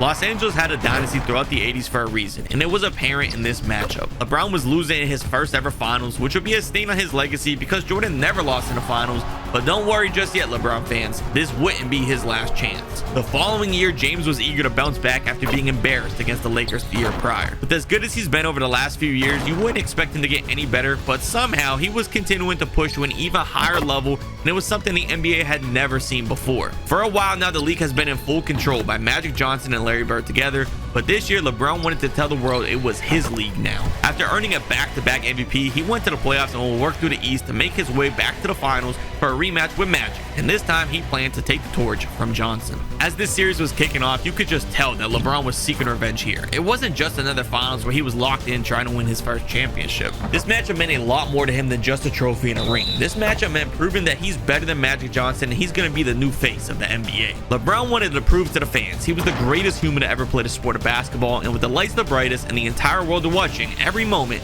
he was delivering on his goals. His finals averages were numbers that you think someone completely made up to write headlines and bring in more revenue, but that wasn't the case. James was simply playing at a level that we've never seen up to this point, and in a closeout game 5, this thing was practically over. LeBron James and his Bulls lead this series 3-1 in game 5 on their home court. There's 2 minutes left in the game, but it's pretty much over. They're up by over 30 points. LeBron's getting it done. He's winning a championship with another point, exclamation mark, to close this thing out. He's getting it done. He's winning a championship quicker than Michael Jordan did in his own reality. And we all know what LeBron's capable of. When he starts getting to these finals, he doesn't stop. So I feel like we're going to see a lot more of this for the next several years. But before we get into the next season, first we'll update our tracker. Now that LeBron has closed the gap and tied everything back up. And as a reminder, Mike isn't doing any winning for a while, so the door is wide open for LeBron. Things were looking great for James, because as I anticipated, LeBron was on his way to getting to the finals again. Not a soul in the Eastern Conference gave him and Pippen any challenge in the playoffs, and he was barreling through it all again. James was getting his 4th MVP of his career already with even more impressive numbers, and at this point it was a given that he'd win the award. But even more importantly, he was winning the conference finals to advance to an opportunity to repeat as NBA champions. And with the young Utah Jazz waiting for him on the other end, it was highly likely he would. This matchup was deeper than just basketball. This was about stopping a predator and keeping the local Utah middle school safe. I think we can safely say in this moment, every one of us are rooting for LeBron James, and hopefully that he can stop Utah from winning an NBA championship. Luckily for us, in our country's adolescence, James was continuing to destroy everything in his path. He was winning his 2nd straight finals to get ring 2 and start the 90s by forming his own dynasty. This also meant he took the lead over Jordan, and he likely wouldn't stop right there, because the next regular season was his best yet. His teammates around him were developing, and he was continuing to adapt to the 90s game. His extensive size paired with the skill levels of the modern NBA was translating incredibly to this era, and he'd end the season with the best record yet, and of course more accolades. Another MVP for LeBron James. At this point, he's just getting it every single year. That's 5 of them. He's got a little bit less points per game as his teammates are getting better, but more rebounds and more assists, and his defense is enough to also get him the defensive player of the year. He's dominating Michael Jordan's era right now and showing no signs of slowing down. LeBron was getting right back into the finals again for his 4th straight trip, and this time around he was playing against the Portland Trail Blazers. While Drexler was the best shooting guard in the league and a solid scoring option, the results of this series would still be the same as they were in real life with Jordan against Portland. LeBron was keeping this series completely out of reach for Portland all the way through, much like he has the last 2 finals trips. This run he has been on in the early 90s was clearly no fluke, and as he wins this series in 5 like it was nothing, he'd be extending his lead even further ahead of Jordan, now having a 3-1 advantage. There was of course excitement about the Bulls pulling off the 3-peat, but LeBron had his sights set on the 4-peat. But come the 1993 finals, those hopes were in jeopardy versus the Suns. Barkley was on the hunt for his first ring and was playing at an MVP caliber level. Of all the matchups LeBron has faced in his career so far, Barkley was the one player who matched up the best versus him. Things weren't looking good after the first 2 games in Chicago, and the Suns found themselves with a commanding lead. With the next games on the road, it could be easy for LeBron to fold under the pressure here, but that isn't what the King would do. The rest of his team may have gotten complacent after winning 3 straight, but LeBron wasn't going to let that affect him. He was clawing his way back into the series to win the next 2 on the road and getting things back tied up. Funnily enough, this series would be the opposite of Jordan's first final series that saw the home team winning every time. In this series, the away team was winning every single match to tie things all up for a Game 7 finale. This was LeBron's first Game 7 he'd play in, but it was the second Game 7 we've seen in this competition, and this one was very similar to our first. It was a close battle through and through and would ultimately be decided in the final moments. Just like we saw with the finals with Jordan in 2007, we have a tight Game 7, and this could be absolutely huge. LeBron could 4-peat, which Michael Jordan never did. Oh my God, an insane pass down low. It's off. LeBron gets the rebound. 40 seconds remain. That was an insane sequence by the Phoenix Suns. I did not expect them to go that quick. They kind of threw me off here. LeBron at the top now. Game tied. 32 seconds remaining. LeBron driving, and he's in a post. This is where he's at his best. His hook. Oh my God. It rims out. It rims out. The Phoenix Suns have it now. They're pushing the pace. No timeouts. No one's using timeouts. Charles Barkley with it. Throws it around to Johnson. Johnson at the top now. 15 seconds left in the game. Tied ball game. What are they going to go to here? They're not going to Charles Barkley. It's insane. Kevin Johnson with the ball. He's trying to drive it. Going nowhere with it. Pump, pump. The little floater. It's off. Bulls timeout. If you remember, Jordan won his Game 7 at the buzzer in 07, and now LeBron has a chance to do the same. The question is, will he step up or will he fall short in the moment? This ending is insane. These teams are making quick plays. I can barely keep up with it. The Bulls now have a chance. LeBron James could get ring 4. He gets the ball off the inbound. He's deep. He's going nowhere with it. The pull-up jumper. Oh my God. We're in overtime now. 1:11 left. The game is just as close. They've barely scored, I think, 4 points each. Not much has happened. LeBron with the ball now with a minute remaining. He's trying to get ring number 4 to get a large lead over Jordan. The pull-up jumper. That one is good. Can't celebrate too early though if you are a LeBron James fan. The Phoenix Suns have plenty of time left, but they're kind of struggling to score here. So I wouldn't be surprised to throw it over here to the left to Tom Chambers in a post. He has the size advantage. That's a really tough lay. It's going nowhere. If you score here, this could be the dagger. This could be huge. LeBron slowing down the pace. He's got the mismatch, the smaller defender on him, sizing him up. LeBron driving in. He's going to his left in the post. Oh my God, he's way too deep. LeBron is providing in the clutch. Unless Phoenix has a miracle up their sleeve, this one might be over. LeBron is just determined here to get ring number 4. He's a man on a mission. They have to go quick. Kevin Johnson with it. You don't have a lot of time to waste. This is not a 3-point shooting league at this point, so a 4-point lead is huge. Kevin Johnson with it now. This paint is insanely crowded. They get to Charles Barkley. He should have been had it. They're going to Chambers again, who does sink the lay. Of course, they're playing the foul game. LeBron James on the line. Misses the first. He's not a great free throw shooter. He's been clutch so far, but the free throw line could be his kryptonite here. He could put him up by 3 if he hits this one. That one's good. Now with Phoenix taking a timeout in these final moments, LeBron will find himself one stop away from a ring. Phoenix coming out of possibly their biggest timeout in franchise history. LeBron at least did not give Phoenix the opportunity to win the game here. They can tie it, send it to a double overtime. He at least did that. They have the ball now. Charles Barkley, they're swinging around. Are they gonna go for the last shot? They're gonna go quick is the question. Dumas here with the right. With LeBron James on you, the defensive player of the year, I don't think you want to attack that. Charles Barkley swings it around. Marjorie for the 3. It's off. It's off. Paxson with a great free throw shooter. That might do it. Paxson does sink both free throws. Unless Phoenix gets an insanely quick 3 here and inbound steal, it's over. There's no way. There's not enough time left. That 3 is off. LeBron James officially does it. He 4-peats, something Jordan never did.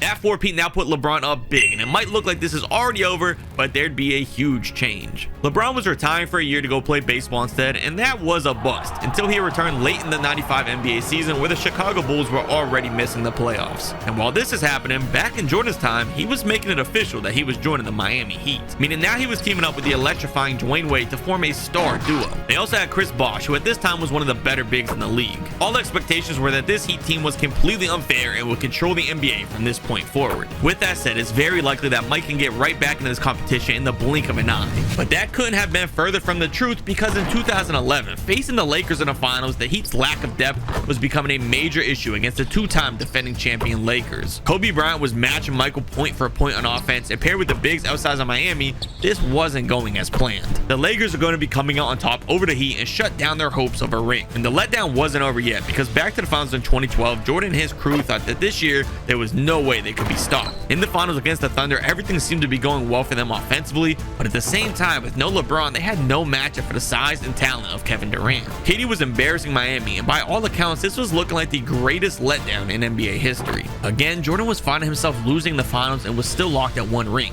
And to make matters worse, let's get back to LeBron, who in 1996 was back in full swing with an entire season behind him and picking up right where he left off. He was winning the chip again in 1996 to go along with that year's finals MVP, and going into 1997 for a rematch of the 91 finals, he was crushing the Utah Jazz yet again to earn ring 6, meaning LeBron has already matched Jordan's 6 rings and still has time to pass him, while Jordan is only at 1 ring in LeBron's shoes. But before we get to the 1998 season for Bron, let's first see if Jordan can get a single ring during his Heat tenure. In 2013, after looking like one of sports' biggest laughing stocks, he was putting up his most impressive season so far. D-Wade was slowing down, and by all accounts, Jordan was picking up the slack wherever needed, and it resulted in something special. Really solid year from Michael Jordan. He ends up with the MVP with a really well-rounded stat line, a lot more than just scoring. Hopefully this year he can get back in the winning with his trip to the finals. Somehow the Grizzlies made it all the way to the finals. With no real star in their roster, they'd be at a major disadvantage. They had one of the league's top defenses, but against one of the greatest scorers in this sport's history, it wasn't going to be enough to get the job done. Jordan was doing it. He was finally getting a ring with Miami and back into winning. So now he would be getting his 2nd ring in LeBron's shoes, but the job isn't finished. By no surprise, Mike was in the finals again in 2014, and this time was a rematch with KD. Just like we saw in 2012, these two scoring juggernauts were clashing head-to-head with each other, but this time around, the Heat would have much more depth and size. And that would be the difference maker as Jordan repeats here in Miami. Finals MVP for Jordan, another impressive series. This win right here gives him 3 rings, which means at the end of his Heat tenure, he has more than LeBron did when LeBron finished with the Heat. And going to the Cavs to play with Kyrie this following year, this competition just got a lot closer. His time with the Miami Heat was successful, and he had some great personal years, but that was nothing compared to his play with the Cavaliers for the 2nd time. Mike paired with Kyrie was a dream pairing with the scoring capabilities. We all know just how good LeBron and Kyrie together was, and in this reality, Mike and Kyrie were far better. Jordan was undoubtedly the MVP this year, and somehow it looked like he was getting even better. LeBron should be getting worried right about now, because heading into the playoffs, Jordan was certainly going to be a nearly automatic for the finals. Jordan and the Cavs were proving me right come the playoffs, because none of the series in the East were even worth going into detail about. They were all won in 6 matches or less, and for the most part, they had the lead all the way through the conference finals. Well, with no Warriors waiting for Michael Jordan in the finals, I'm pretty sure he's about to tie up LeBron, because this young James Harden in 2015, no way in the world they're beating Jordan and Kyrie. Harden was smaller than Jordan, which made things near impossible for him on defense, and at this point, Harden wasn't yet the MVP caliber scorer that we remember, which meant this was a cakewalk for Mike. In all honesty, this was probably the easiest finals Jordan has experienced so far, and it felt kind of surreal. But either way, Jordan was now locking in 4 rings to match LeBron. And with King James not winning at all with the Wizards in the early 2000s, that means he only has 1 season left with the Bulls to shoot for 7. In the 98 finals, they were facing John Stockton and Karl Malone again for the 3rd time. If you remember before, LeBron has always destroyed the Jazz in the finals, but this time will be different with a lot less production from Scottie Pippen. Karl Malone was playing the absolute best basketball of his entire career in an attempt to win his 1st ring, and if the Bulls couldn't keep up with his scoring, this one would be over. LeBron was making great efforts trying to keep his team in this, but for the first time since 1989, LeBron was being kept at bay and his opponent was outplaying him. Utah was finally overcoming LeBron James here in his final year, and that means now with his career wrapped up, He was locked at 6, and his only hope was that Jordan wouldn't get another ring. But with 2016 looking like another unstoppable year for the duo of Jordan and Kyrie, LeBron may just be out of luck. MJ was crushing everyone in his way in the Eastern Conference again and would once more be making it to the NBA Finals. But these finals would present the biggest challenge Mike has had yet. Of course, we all know what Steph Curry is capable of and the fact that he was LeBron's biggest rival in his career. He was also paired with the highly impressive Klay Thompson, who helped them get 73 wins. With Golden State's high-powered offense, we were sure to see an intense, close series. But I was wrong. Michael Jordan was on a different planet than the rest of the league right now, and he will put down the Warriors and keep his foot on the pedal the entire way through. This series, unfortunately, wasn't even close, and I was just as shocked as all of you. You know, I've never been much of a Jordan fan, way before my time, but I cannot deny the fact this has got to be the greatest finals of all time. And on top of that, one hell of a playoff run in general. They only lost one game in the finals versus the Golden State Warriors. You have to tip your hats to what Michael Jordan was able to do here with the Cleveland Cavaliers. So now Jordan has officially gotten ring 5 to win this challenge by outperforming LeBron's legacy. But let's check out a summary of the rest of his career just for fun. The next 2 seasons, he'd finally be losing in the finals again to the hands of the KD Warriors. Eventually, he'd make his way to Los Angeles to team up with Anthony Davis, and this duo was perfect. Having such a dominant big was new for Jordan, and the chemistry couldn't have been better. In 2020, this duo would lead the Lakers to a ring just like LeBron did, but MJ was taking it a step further. Because in 2021, back in the finals against the Bucks, Jordan was going on to win his 7th NBA championship in LeBron's shoes. This would be his last ring, as he would near retirement from here on. But we can go without saying Jordan claims the GOAT in this reality. But what about LeBron versus another GOAT like Kobe? You can find out how that would go by watching this video next. Kevin Durant is one of the most talented players to ever compete in the NBA. But today we're going to be changing history to see if Jason Tatum can live out KD's career and find enough success to etch his name alongside all-time greats. And as his quest for that success unfolds, over the years Tatum will be joining several great teams just like Durant did. However, for now, our story begins in 2007 where he's drafted by the Seattle Supersonics. And as expected, Tatum's rookie year was off to an electrifying start. Right away, his scoring ability seen with the Longhorns was translating to the NBA. Everything from his finishing around the rim, his versatility to create for himself with mid-range pull-ups over defenders, to even his craftiness in the post would all be on full display for the world during his debut season. And with an impressive 16.1 points per game, he would lead all rookies in scoring and would be now taking home the Rookie of the Year honors just like Durant. But Tatum's personal success would only take Seattle so far. While the Sonics were fighting hard alongside Tatum, the supporting cast certainly wasn't anything worth talking about. Other teams were foaming at the mouth when they saw Seattle coming up on the schedule, and they were treating the matchup like a free win. That's because more often than not, it absolutely was a freebie, as the Sonics and Tatum will fall to the worst record in the NBA before a major change takes place the next year. The team will be relocated to Oklahoma City, and on top of that, they would be drafting the very promising Russell Westbrook. This means that Tatum is being blessed with a fresh start already in year 2, but can he rise to the occasion and take advantage of it? At this point in our reality, Durant was in the conversations for the Most Improved Player award, and the very next season, he would go on to become the youngest scoring champion in league history. Unfortunately, though, the same couldn't be said for Tatum. This season, his stats saw a very minimal increase, which came as a shock to NBA fans who expected JT to take a step towards becoming a quintessential superstar. Being in the brand new city, the expectations were high for him and his team, but the lights may have been too bright. With all the hype surrounding his scoring abilities, by his second season, you'd expect his points per game averages to exceed 20 points a night. And by his third season, at the very least, you would expect an all-star appearance after all the propaganda spreading about just how great Tatum would be for the newest team in the NBA. Unfortunately, he was falling very short of both of these expectations, and on top of that, his team would subsequently miss the playoffs in both 2009 and 2010, which unsurprisingly led to criticism. He's not trying his hardest. He doesn't care. Mailing it in. Yeah. He is mailing it in.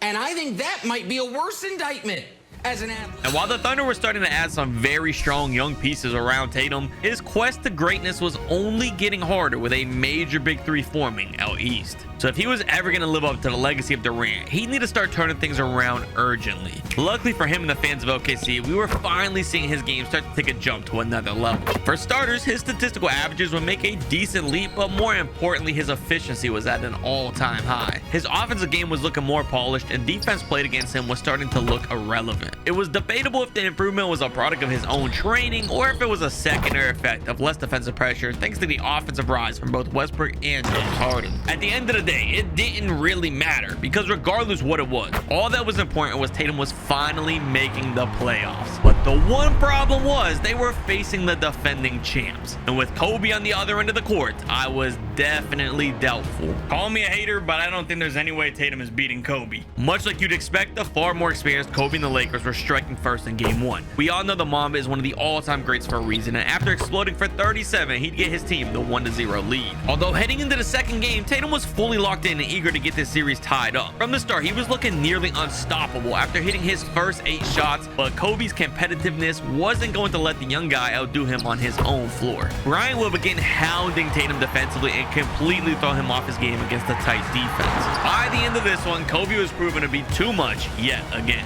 And if you thought the bleeding would stop once we went back to OKC, you'd be foolishly mistaken. Kobe was still in charge to take a commanding 3-0 lead, and from here, there was little chance for Tatum in OKC. He must drop the best game of his career up to now in Game 4 to lead his team to the win. But once this series headed back out to Cali, Kobe was sealing the deal with the gentleman's sweep. Of course, Tatum was completely devastated, failing so miserably in his playoff debut, but he still had high words for Kobe. Kobe Bryant was the reason I started playing basketball. Always was and will be, my favorite player of all time. And in a turn of events, after the series, his idol embraced him with some advice. Fueled by the meaningful words coming from the player he looks up to, he would now go on to spend the offseason grinding to push his game to another level. Bryant was willing to train with him in the offseason and would start to instill the Mamba mentality into the young rising star. Now that Tatum had this mentor to help him take the next step in his career, the future would be bright this coming season in hopes of reaching the top. He would spend nearly all the offseason on the court, and the only time he wasn't on the court, he was on the set of his upcoming movie Thunderstruck. With the next season beginning, he was officially a movie star, and now we'd have to wait to see if he could become a superstar capable of leading his team to a deep playoff run. By no surprise, spending a summer with the great Kobe Bryant was reflecting in his game this season. Tatum was making solid progress with his game. He was now averaging 26.9 points per game and was all over the glass with 9.1 boards a night.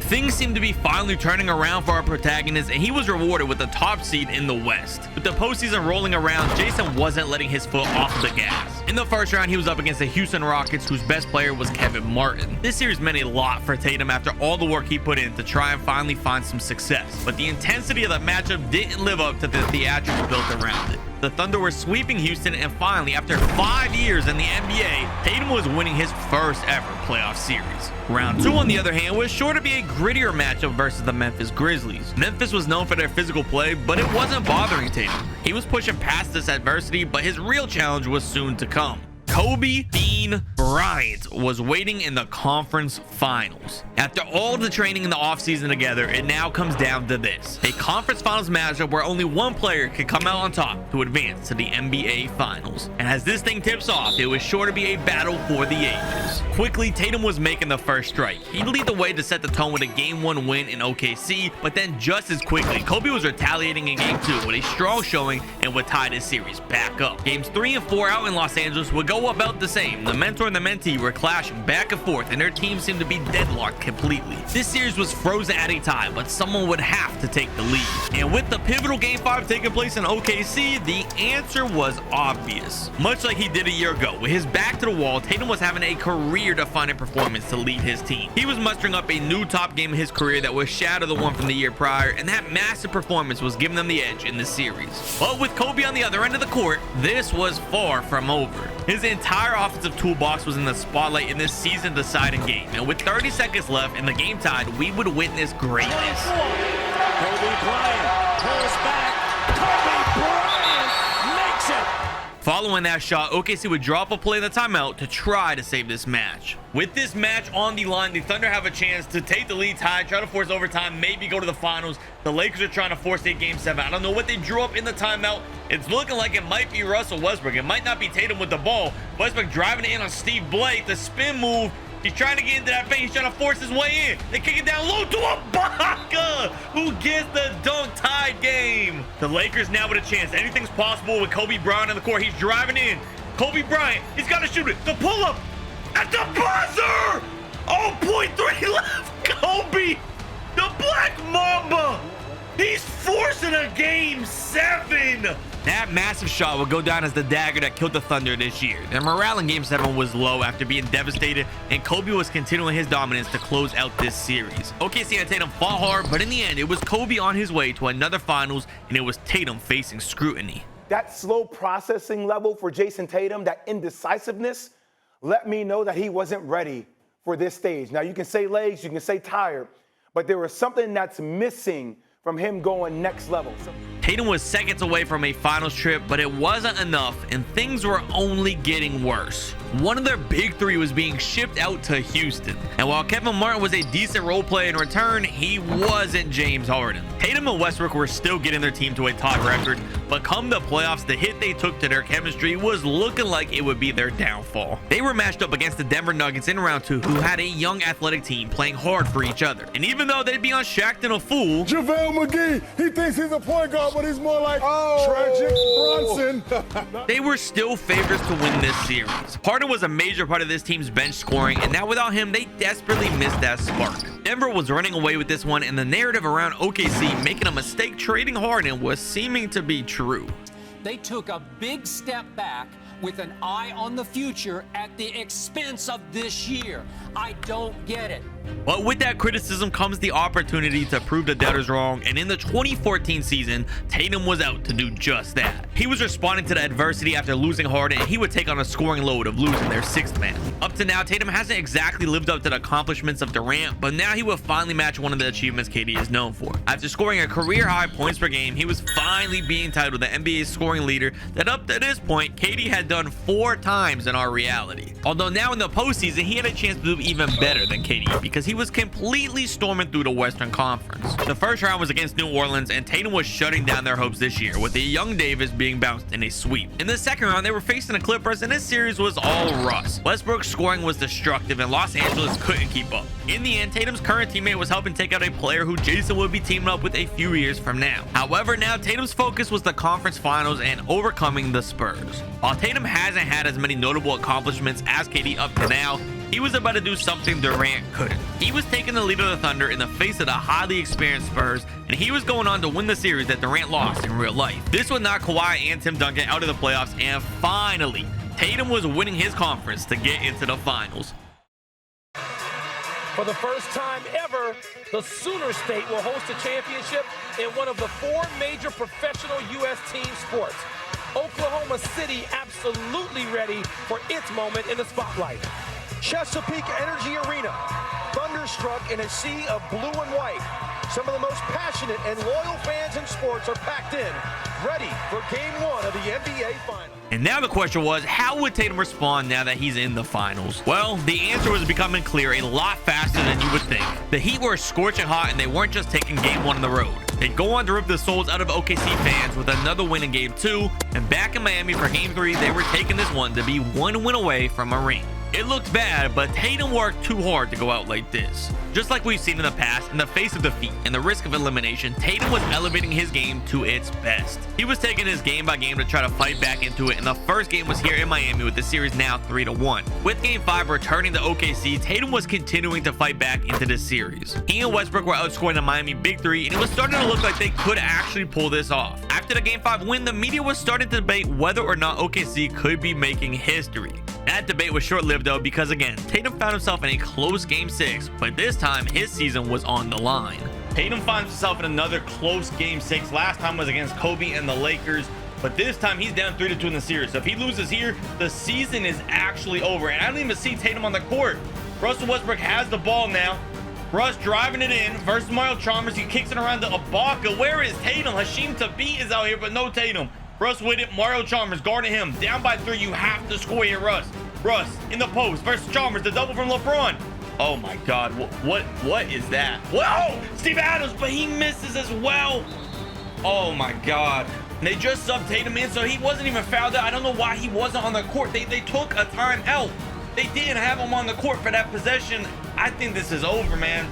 But Russ, you got to pull it from 3 to try to save a season. It's off. It's over. I don't know if Tatum is ever going to be able to win a ring at this rate. And after being devastated in Game 6, Tatum's finals record is now matching Durant at 0-1. But KD at least by this point had an MVP to show for it, and Tatum doesn't. All Tatum had to show for his career was memes from his movie that he wasn't good enough to get it done in an NBA 2K box cover. But I don't know if it was his fault, because it seems every time Tatum gets closer to winning, another obstacle appears. In 2012, one win from the finals, Kobe hit a massive shot to end their season. In 2013, when trying to run it back, Harden was traded. Now in 2014, Miami was outlasting the Thunder in the finals, and OKC's window may be closing, because without the world knowing it yet, there was a new superstar on the rise that was going to be leading his team to an all-time great dynasty. How do you put this team into words, Golden State? Steph is obviously the best player in the world right now. When you get off to that 12-0 start, you have people start to whisper about Michael Jordan and that Chicago team. Golden State sitting on top of the Western Conference. They have changed and revolutionized the way the game is played. There's no other team in the world that plays like them.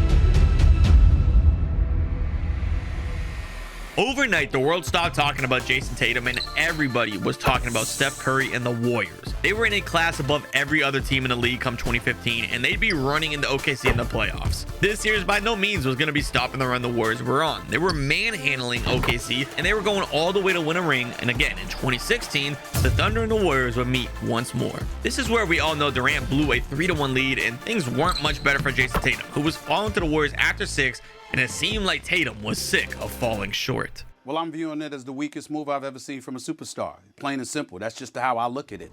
Tatum officially made the choice to join the Golden State Warriors. He was on the best team he's ever played for, but at the cost of now being painted as a villain. He was also sharing the spotlight with Steph Curry now, which would really impede on his abilities to get an MVP to catch Durant in that regard. But with his negative image from the fans and his shared spotlight aside, Tatum was having one hell of a season. His scoring was maintaining the same levels that we saw in OKC, but now his playmaking elevated. With great shooters like Klay and Steph, he was very willing to share the ball to find his teammates for looks, and the team's record would benefit from it. The playoffs were no different for this team either. Golden State was breezing through every series like never seen before. It was definitely a breath of fresh air for Tatum to have such an easy trip to the finals, whether fans in the NBA respected his legacy or not. And now in the finals, Jason had a chance for revenge versus an old rival with a very solid team. This Cavs team is obviously pretty good. They just won a ring last year, but let's be honest, against the Warriors, they don't stand a chance. As I expected, the Warriors were just way too talented for LeBron and the Cavs to compete with. Kyrie and Love were dealing with some injuries, and LeBron could only do so much on his own. In fact, somehow James was able to forcibly drive his team past one of the greatest rosters of all time and get one win, but in Game 5, up 3-1 with a big lead, it was finally happening.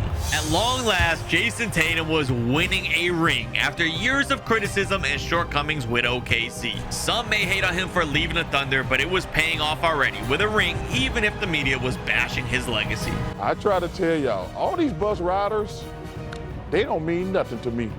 If you ain't driving the bus, don't walk around and talk about you a champion. If you riding the bus, I don't want to hear it. But none of what people said or Steph getting finals MVP over him seemed to bother Tatum. He was just happy to be winning and was looking to repeat. Moving into 2018, the Warriors would find themselves in the playoffs yet again. They were defeating the Timberwolves in the first round in a very easy sweep, and then in round 2, the Los Angeles Clippers weren't putting up a fight either, until the conference finals would feature the James Harden Rockets. This series, however, wasn't like the others. Tatum's old friend was now the MVP of the league, and he was putting up twice the fight that the other teams had. As a matter of fact, Harden was leading the Rockets to a 3-1 lead in this series. And now Tatum's worst nightmare was happening as he was facing elimination again. Of course, by now, this is a story we've heard 100 times, and it shouldn't come as a shock that Tatum was elevating his game. He was being supported by the home fans cheering him on, and they wholeheartedly believed that the comeback was possible and that this team still had potential to repeat. Backed by a 34-point outburst from Tatum, the Warriors' title hopes lived on another day, until Game 6 happened. With Chris Paul out the remainder of the series, it was all falling on James Harden. But the last thing he was going to do here was give up. He was showing the world why he was the MVP of the league, and we would witness possibly the greatest single playoff performance of all time. It was a spectacle to marvel over, and it was an absolute offensive masterclass. Harden went off for an unbelievable 57-point triple-double to seal the deal in the conference finale, and now Tatum was once again going home packing, one round shy of the finals. I try not to be biased or show an opinion towards these players in these sims, but I really expected a lot more out of Jason Tatum by now. The Rockets will go on to win a championship, and that would be the end of the story for Tatum and Golden State. Because while he'd be back to the finals in 2019, he'd miss most of the series with injury, and the Raptors would become NBA champions prior to Tatum leaving for another super team in free agency. He was now teaming up with Kyrie out in Brooklyn, but with him still recovering from injury, he'd missed the 2020 season entirely. Eventually, Tatum was back ready to go in the 21 season, still playing at a star level, and furthermore, the Nets had acquired James Harden via trade. With this very impressive big three formed, many considered it even better than Tatum's Golden State super team, and you'd probably expect this group to dominate the league, but they would do anything but that. The Brooklyn Nets have announced that they are suspending point guard Kyrie Irving. He wants out. He wants to be in Philadelphia. The tardiness, the lateness, showing up to games late. Tatum was still playing great personally and was giving it his all to push his team to a ring all by himself. He had tons of huge games and would still be making the playoffs, but had very little success. The fans on social media would let him hear all about the failed stretch here in Brooklyn, and that would lead him to a new team yet again. He was now joining the Suns with only 2 years left. Time was limited to catch KD in championships. Luckily for Tatum, he was joining more impressive talent, with Booker being one of the NBA's best scorers. Having two high-level scorers on the court together only benefited them both, and thanks to it, Jason Tatum was still having a very impressive season even as he's growing in age. The Suns were one of the hottest teams year-round, and the season was ending with the team walking into playoffs with high hopes. But unfortunately for Tatum, he'd be meeting Nikola Jokic in the postseason. He and Denver were a deep team that had everything needed to shut down Phoenix. Exactly a decade ago, the Nuggets were defeating Tatum and the Thunder in round 2, and now 10 years later, they were doing it again, backed by Nikola Jokic. They got swept. I don't think Tatum's getting another ring. He has not done a good job here in Durant's career. But he does still have one season to match KD's 2 rings. Also, he was getting even more help for the millionth time by adding Bradley Beal. There was absolutely no excuses left for Tatum to use. He had everything around him that he needed to get one more, and it would be put to the test in the playoffs. The Suns made it to the conference finals, and the Clippers were their last hurdle. Again, Tatum was crossing paths with Harden, but he wasn't even LA's best player. They also had Paul George eager to win, and their leader of the team, Kawhi Leonard. Nonetheless, Jason didn't seem to be bothered by the daunting task ahead of him. He was having an incredible series, and I'm not sure I've ever seen someone so possessed and passionate about winning a series. It was clear that he wanted an opportunity in the finals again, but there was an issue. The series was headed to a Game 7, and LA had home court advantage. One final Game 7 for Jason Tatum to have a trip to the NBA Finals. It brings me all the way back to the start of his career against Kobe Bryant, another LA team, Game 7 conference finals. He couldn't pull it off there. Now we have to see here at the end of his career, can he pull it off and have one last chance of catching up to Durant? Honestly, there is no other way to narrate this final game. I just have to simply say it was a bloodbath. The Clippers were finally breaking their curse that seemed to prevent them from making the NBA Finals. They were blowing out Tatum and the Suns to hold up the trophy for their conference. Tatum had a chance here to match Durant, but much like the majority of his career, he was falling short again. Now, as he concludes his career, he'll be remembered as a talented player, but he never earned many trophies at all to show for it. But how about a player with a ton of trophies like LeBron? Who would his trophies go to if he never even played? Find out by clicking this video next, where I removed LeBron from NBA history. What if we took Magic Johnson and Steph Curry and swapped their entire NBA careers? Meaning Steph is headed to the 80s, where he'll be joining the Lakers and the introduction of the three-point line, all while Magic Johnson is now playing in the modern NBA, where he'll have tons of talent to take advantage of his playmaking in Golden State. All to determine who is the greatest point guard in NBA history. And since they're both talented in very different ways, Steph as a shooter and Magic Johnson as a do-it-all facilitator, the easiest way to determine the best will be based on their rings and MVPs they earned throughout each other's careers. All starting off with Steph, who was quickly making a name for himself here in the 80s era. This would be the first season that the NBA has introduced the three-point line, but Curry was quickly putting it to use, and his exciting shooting was stirring up a lot of commotion in the media. That's because in only his first season, he was already putting up numbers strong enough to earn him a spot as an all-star. And while he was surprisingly already in MVP conversations, he wouldn't get the award and instead would settle for Rookie of the Year. But the MVP, however, was going to be landing to his teammates. Kareem Abdul-Jabbar was the best player in the league at this moment, and he only benefited from having Steph around. With his game primarily being based in the post, having an outlet to such a great shooter opened things up for him. Additionally, the pick and roll between the two was a thing of the absolute beauty, and it was clear this duo would dominate for years to come. And as they land the league's top record, they'd already have a chance to put that to the test. Starting off in the first round of the playoffs, where the 8th seeded San Antonio Spurs had no answer for Steph. Up to now, the league has been incredibly paint-oriented, and most rosters weren't tooled with an answer for a perimeter player of Curry's caliber. With this era having a best-of-5 for the first round of the playoffs, the Lakers would be advancing with a sweep, which would set the tone for how this postseason would be shaping out, because the very next round was much the same. It was utter dominance from both Steph and Kareem, and the Denver Nuggets weren't even close to competing, as the Lakers would coast into a conference finals already. And their one last hurdle to the finals would be in Utah against the Jazz. They only had one decent player, and that was Adrian Dantley. He was one of the league's better shooting guards through the late 70s and the early 80s, but even still, he wasn't close to the level of talent we had in Stephen Curry. Pair that yet again with the best player in basketball down low in the post, and it would go without saying that in only his rookie year, Steph was making the finals, and I wasn't surprised. I'm going to be honest with you, the West throughout the 80s is not very good, so you can expect the Lakers to walk straight to the NBA Finals more often than not, but in season 1, Steph already has a chance to get on the board. But while the West was weak, the East actually had some legitimate threats, which as they faced the Sixers in the finals, they'd already be experiencing that. At point, Philly had Maurice Cheeks, a 4-time All-Star and an NBA Hall of Famer. He and Steph were matched up against each other head-to-head, but overall, it was Curry standing out as the better player, even as a rookie. But the larger threat from the Sixers was Julius Erving, aka Dr. J. He was a high-flyer forward with finishing abilities never seen in the NBA, and the Lakers didn't have an answer. Without a doubt, he was one of the best players in the league, and he was going to be the biggest challenge for Steph in these finals. But at the end of the day, the Lakers still had Abdul-Jabbar, and with the Sixers not having a good center available, he was feasting throughout the whole series. Like we've seen in this entire run, nobody was a true obstacle for the Lakers, and in the biggest stage, Kareem was shining the brightest as he earned the Finals MVP for his great play. But more importantly, the Lakers were winning a championship after 6, which means for Steph, he's already getting on the board in our trophy competition. And he was on pace to keep that up, because again, the following year, the Lakers were pages ahead of the rest of the West, and Curry's personal game would benefit from it. During the regular season, his numbers were starting to increase from the year prior, and while again he'd miss out on an MVP, you have to think one was bound to come soon, which was further supported come the playoffs, where he was pushing his averages up even higher, as none of his peers in his conference were able to give him a series even worth talking about. Very similar to the prior season, every round was being won with relative ease, and before they knew it, they were back in the finals again. We're only 2 seasons in, and Steph's already at his second finals with 1 ring already.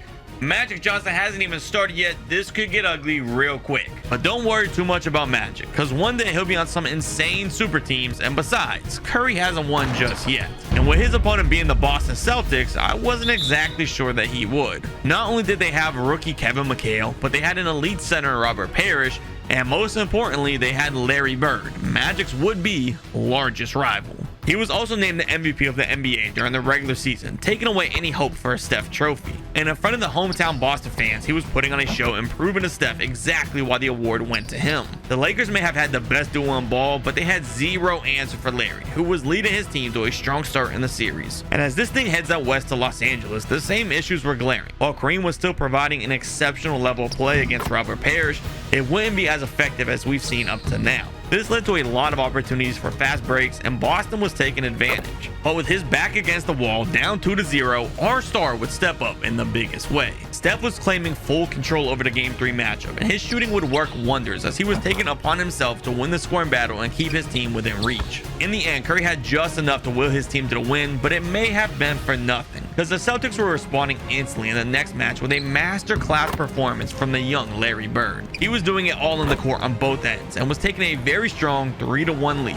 At this point in history, this is a deficit that has never been overcome in the NBA, which put a lot of pressure on Steph. But if he could find a way to bring this thing back, it would be absolutely massive for his legacy. But the only way to dig out of this hole would be to take it game by game, and that's exactly the approach he had in the face of adversity. Game 5, he'd score 36 in an effort to keep the season alive, and then moving back home for Game 6, there was starting to be hope in this series, because Curry was shocking the world as he led his team all the way back to a Game 7. But it would take place in notoriously one of the most challenging arenas to compete in. The only bright side for Steph being they had all the momentum. And when it came down to it, Curry's shooting was a massive advantage over any other player. Nobody else was shooting like him from behind the arc, and those extra points would add up. Even though Bird was having another legacy-defining performance, this thing was still close down the stretch with the results undecided. Only 2 seasons in, we're already at a close climatic series against the Celtics. I'm sure we will see a lot of this. Game 7 down by 2 to Boston. The Lakers have the ball though. They inbound it to Wilkes. They get it over to Cooper. They're going to Kareem Abdul-Jabbar here.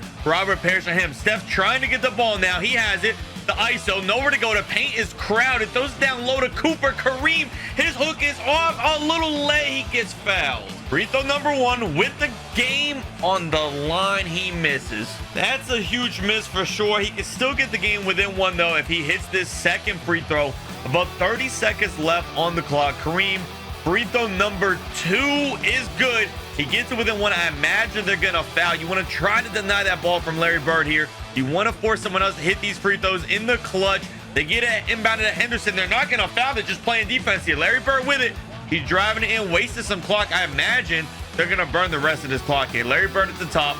Motion off the ball. Larry Bird, the right side. He kicks it over to Parrish. The midi can even shoot. He can't shoot there. Lakers have no timeouts. 4 seconds, Steph. You got to push the pace. He gives it to Cooper. Cooper driving in. His leg for the win. It's off. It is off at the buzzer. The Boston Celtics hang on by 1 in Game 7. As Cooper was taking that shot, you have to wonder why Steph didn't have it. But even though they lost, this series would set the stage for the 80s.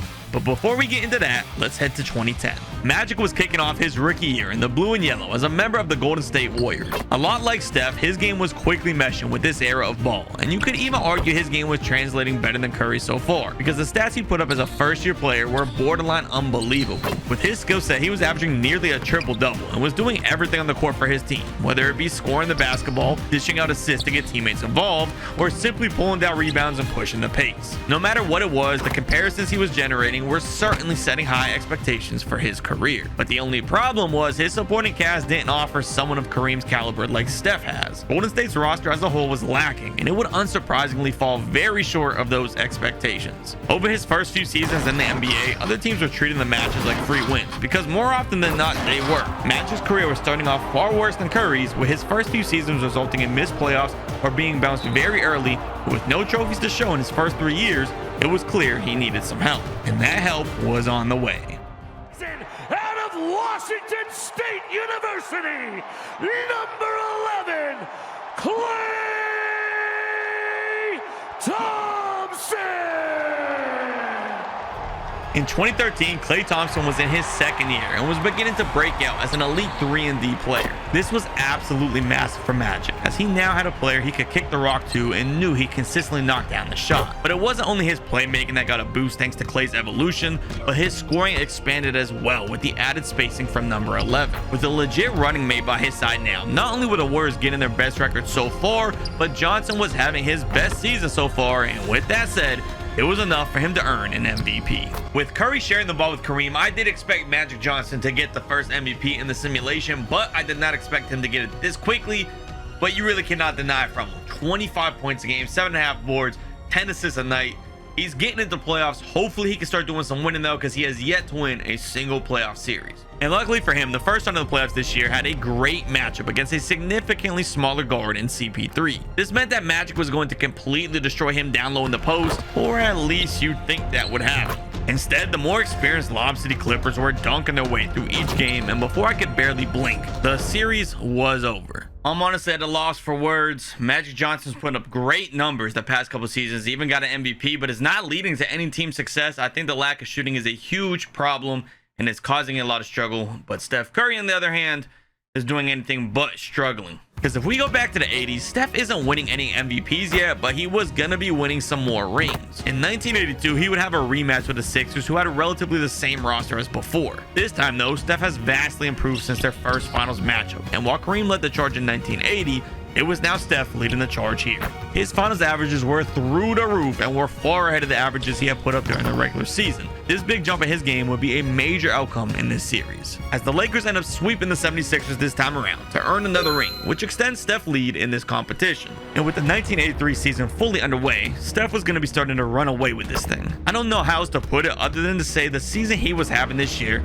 was one of the best statistical performances we've ever seen in NBA history. It was becoming obvious that his level of play with shooting the basketball was a priceless advantage over the rest of the league in this era. This is ridiculous. 30 points, 12 assists a night, but the shooting averages, this genuinely might be the greatest statistical season I've ever seen in any Sims, and Steph Curry is making this look easy. This competition, it genuinely might not even be close, because they'd be back in the finals again versus the Sixers. This time around, they added a big man to compete with Kareem down low in the paint, and it was Moses Malone, one of the NBA's best ever and Kareem's biggest challenge.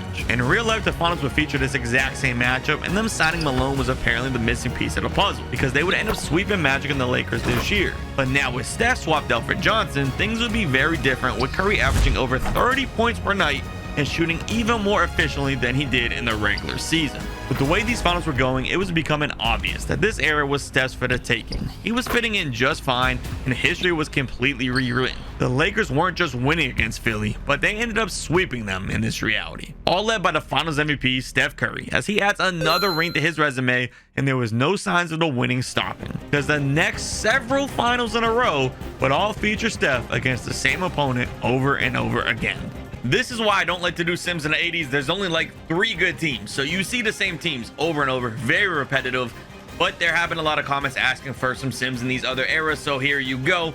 But before we watch Steph play the Celtics like 5 times in a row, let's check back in on Magic Johnson, who was once again having an unbelievably impressive regular season. He was looking like one of the best all-around players we've ever seen, as he gained another MVP award, and his numbers were sky high as he nearly averaged a triple-double. But we've seen this story already from Magic, performing well in the regular season and falling short in the playoffs.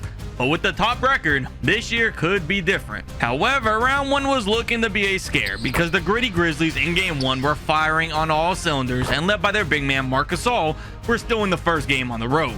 This sparked panic and controversy that yet again Magic was failing when it actually mattered. But in an effort to prove the world wrong, he was finally flipping the script in the following 4 matches with huge game after huge game, and finally he was winning his first ever playoff series of his career. And that newfound momentum would carry into the second round, where Magic was getting his revenge against the Clippers, who beat him the year prior. We expected Johnson to dominate CP3 in the last matchup, but he fell short. However, this year was a completely different narrative, and Magic wasn't going to let history repeat itself. Pretty impressive to go from no playoff series wins at all to making the conference finals this year in just 9 games. I'm not gonna lie, Magic's starting to do his thing. And with Durant waiting, he was gonna need to be on his A game. Haiti was the NBA's leading scorer this year, and he'd make this series very different than the previous 2. The Warriors had Andre Iguodala to throw at Durant, but there's only so much you could do against a near 7-foot man capable of shooting the ways that he could. It would end up boiling down to if Magic was able to will his team beyond the outstanding scoring from OKC. This matchup also wouldn't be as simple for Magic as the last was against CP3. Westbrook was a much larger and stronger guard that could make things more difficult for Magic, but after years of failure, he wasn't going to go out easy. The series would end up pushing to 7, and Magic had a chance to make the finals. Luckily for him, this season deciding game would be on their home floor, so Magic would have the advantage in this matchup, but it didn't really matter in Durant's eyes. He was coming into this game scorching hot and was eager to fight for a spot back in the finals after losing to Lebron a couple years ago. Durant brought his best and put his team in great position, but so did Magic. Johnson was special in game 7 with the lights the absolute brightest they've been so far in his career. He was matching the star power of OKC, and he would be pushing his game to a climactic finish. We have a game 7 here, minute and a half left. The Warriors are down by 4, but they have the ball. If they win here, they get a trip to the NBA Finals. This could be huge, making the finals. Klay Thompson winning now. They have Magic Johnson down low with the smaller Westbrook on him. Johnson, the little drops of his hook is good to get them within 2. Magic stepping it up when it matters the most, trying to get to that first ever finals. Kevin Durant now, he's got Iggy on him. They throw down low to Westbrook. Westbrook trying to get his back on Magic. He kicks out low, back to Cephalosha. Russell Westbrook driving in, blows by Magic. Oh, I thought he was finna end Bogus' career, but they call a block and foul. I've never seen that animation on 2K, but nonetheless, Westbrook is on the line. And historically, he's not a great free throw shooter. Absolutely a possibility he misses 1, but he does sink the first in the clutch, puts him up by 3, just shy of a minute. Free throw number 2 for Russ. It's up in the air, and it's good. He gets him back up within 4. Magic got it done last time they were on offense. Can he get it done again? Trying to cut down this lead. They need a score here. Running low on time. Magic has it. Klay trying to get open here. Magic, the phenomenal facilitator. You can expect him to find someone. He finds Bogut. Bogut goes up with a tough lay. Bogut misses over Cephalosha. Westbrook on the break all by himself. Fumbles the ball a little bit. Russ going all the way back to the line. Westbrook hit the first free throw. The second free throw will put him up by 6. The Warriors are starting to run low on time now. He does hit both. They're up by 6. 35 seconds left. You have enough time to get it done, but you don't have any time to waste here. You have to come up with something quick. You have to get some more points on the board. Bogut's setting the screen for Klay. They're going back down low to Magic. It worked once. Can it work again? He kicks it back out to Klay. Klay pulls the trigger. Oh, it's off. I thought that was about to go in. Russ, more free throws. He did actually miss the first one this time, so it's still a 6-point game. The second free throw is up. It's good. 7 points, 20 seconds left. Timeout. They're going to need a miracle. A 7-point deficit. Things are not looking good for Golden State. I've seen crazier things happen in the NBA, though, so we're going to at least give them a chance. See what they can get done here. Iggy inbounds it. It gets knocked by Kevin Durant. Inbound play number 2 now. It's Iguodala again trying to inbound this ball, not Magic Johnson. He gets to the corner to Bogut. Bogut nowhere to go. Iguodala has to pull a fast one. Fade to the earth. I want Iguodala. He airballs it in the clutch. That's gonna do it. After so many failures, getting this close and coming up short would be rough, but the pain wasn't ending there. Magic would have another solid year, but lose the MVP race to LeBron, but he still had more playoff success. Again, in the conference finals, OKC was waiting for Magic. And just like last season, Durant was too much to contain as he beat Golden State in 6, and the doubts were growing. He's a regular season dynamo. He's made for our Sports Center plays of the night because he's always #1 in the regular season. But come postseason time, he's the most overrated, overhyped superstar in my history in this business. Seriously. Now, as we approach the 2016 season, Magic's entire legacy is on the line, because this would be the season that the Warriors won 73 games, which implies just how great this team was. So there are absolutely zero excuses for Magic if he fails again. With all eyes watching what he can get done with his best supporting roster yet, Magic would force his way back to the title of MVP, as he was the leading force of the team with the best record. And while they didn't get 73 wins like the Curry Warriors, they'd still land 70 wins and one of the most impressive seasons ever. With the conference finals being against OKC for the 3rd year in a row, it was finally looking like everything had finally lined up to compete for a ring. Magic was getting his team involved, and they were knocking down shots left and right. Pair that with Magic aggressively attacking, and you'd have a formula for success. After 7 long seasons, finally, Magic was making it to his first ever NBA Finals, except an even stronger foe was waiting. King James and the Cavaliers were going to be the final hurdle. We all know LeBron is one of, if not the greatest player of all time, and he would be sure to give the Warriors everything he had. But you don't just get 70 wins without being great, and Magic was showing the world that all his work was finally going to pay off. He was kicking off the series already with a 1-0 lead early. Moving into Game 2, he kept doing what was working in Game 1, and it led to his team leading for the majority of the match, and he had the possibility to take an enormous 2-0 lead in the finals, but he'd have to hang on in the final moments. The Warriors are currently trailing by 2 late in Game 2, up 1-0 in the series. The difference between 1-1 and 2-0 is enormous, so winning here would be huge for the Warriors. Kyrie has it. They get it down low to LeBron James. Andre on him. Take it back up to Kyrie. Magic guarding him. Waiters is wide open. Clay's able to recover here, though. 7 seconds left on the shot clock. They get it to LeBron. LeBron's pumped. Is that not a trap? I could have sworn he dribbled. LeBron floater. It's off. The Warriors have a chance now to tie this one up or take the lead. Iguodala pushing the pace. Starting to slow it down. He swings it over to Klay Thompson. Klay getting the screen from Bogut. Klay serving in the field. There's Magic Johnson wide open there with Kyrie Irving. The smaller Kyrie on him. The double team comes. Magic's... Oh, no. Klay can't catch the ball. LeBron wide open on the break. These computers never cease to amaze me. How does Klay not catch it? Down by 4 now with a minute. This is a big game to win. Magic driving into a crowded paint. Draymond Green in the corner.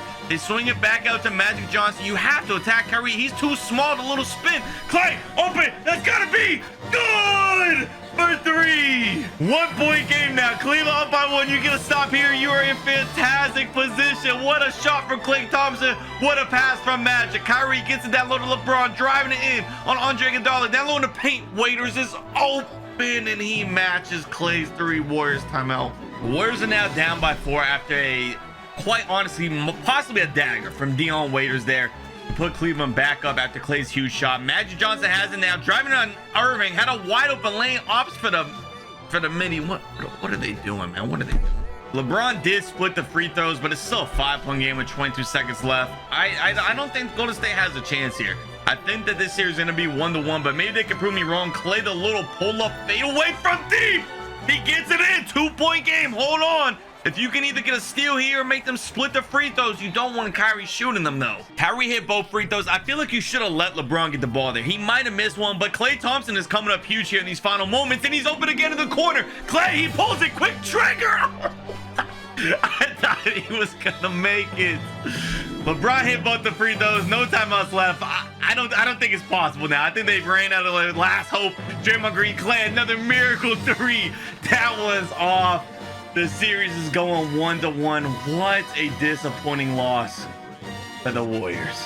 It felt like Cleveland took the heart and soul out of the Warriors with that close loss at home. And going out to Cleveland for the next two, LeBron would lead his team to a commanding position in the series, going up 3-1. Now, while Magic would have enough left in the tank to squeeze out another win at home, in the end, LeBron and the Cavs would close this out in Game 6 to defeat the Warriors. But the losing would surely stop soon because everything was changing. Well, I'm viewing it as the weakest move I've ever seen from a superstar. Plain and simple. That's just how I look at it. With Durant now joining the Warriors, it was all but guaranteed that Magic would finally find some success. It was a dream pairing as Johnson was racking in the assists all season long, and by no surprise, it would be recognized. Magic Johnson, another MVP, really benefiting from adding Kevin Durant. Almost 11 assists a night, but more importantly, 32 points a game. He's really benefiting from having a secondary shot cutter in KD, and I can almost guarantee they're going to do some winning this year. Back in the finals again, Magic would have a chance to earn revenge on LeBron, and the same for KD, who has lost to James the past 2 years. And a revenge they'd get, because this duo was easily the greatest tandem we've had in the history of the league. They were destroying Cleveland game after game until they'd become NBA champions. Meaning Magic finally has earned a ring and will add this to his trophy collection, but his revenge on LeBron will continue. We'd have the exact same matchup the following season in the finals, and again, the Warriors were far too talented for the Cavaliers to compete with, and they'd be repeat champions. And that wasn't all for Magic, who also earned another MVP, now pushing his total trophy count to 7 with plenty of years left. And to top things off, they were going for the three-peat in the finals against Toronto in 2019, which would be just as much of a breeze as the previous 2 years with Durant, bringing Magic's trophies to 3 rings and 5 MVPs with no signs of stopping. All until Durant decided to join the Brooklyn Nets the following season. And from there, to keep things short, Magic was losing year after year after year. With no more success through 2024, Magic's total trophy count was locked at 8. 3 rings and 5 MVPs is pretty solid. It gives him a noticeable lead, but that's kind of because we haven't talked about Curry in a while, and there's a good reason for it. The reason being that Steph was going to completely run away with this competition. As we mentioned a while ago, he was facing Bird and the Celtics for the next several years, and every time he was completely beating the brakes off of Boston to win ring after ring to go along with MVP after MVP. There was absolutely no losing for Steph during the 80s, as he ran up 8 straight NBA titles versus both Boston and Detroit, and to go along with it, he earned 6 more MVPs. In 1990 and 91, he'd end up losing to Jordan before retiring, but in his 12 seasons in the league, he got 11 total rings and 7 MVPs and completely blew Magic out of the water. Curry was the real deal and took full control of the 80s and made himself easily the undisputed greatest point guard of all time. But can he become the greatest player of all time if he teamed up with LeBron? Find out by clicking this video next.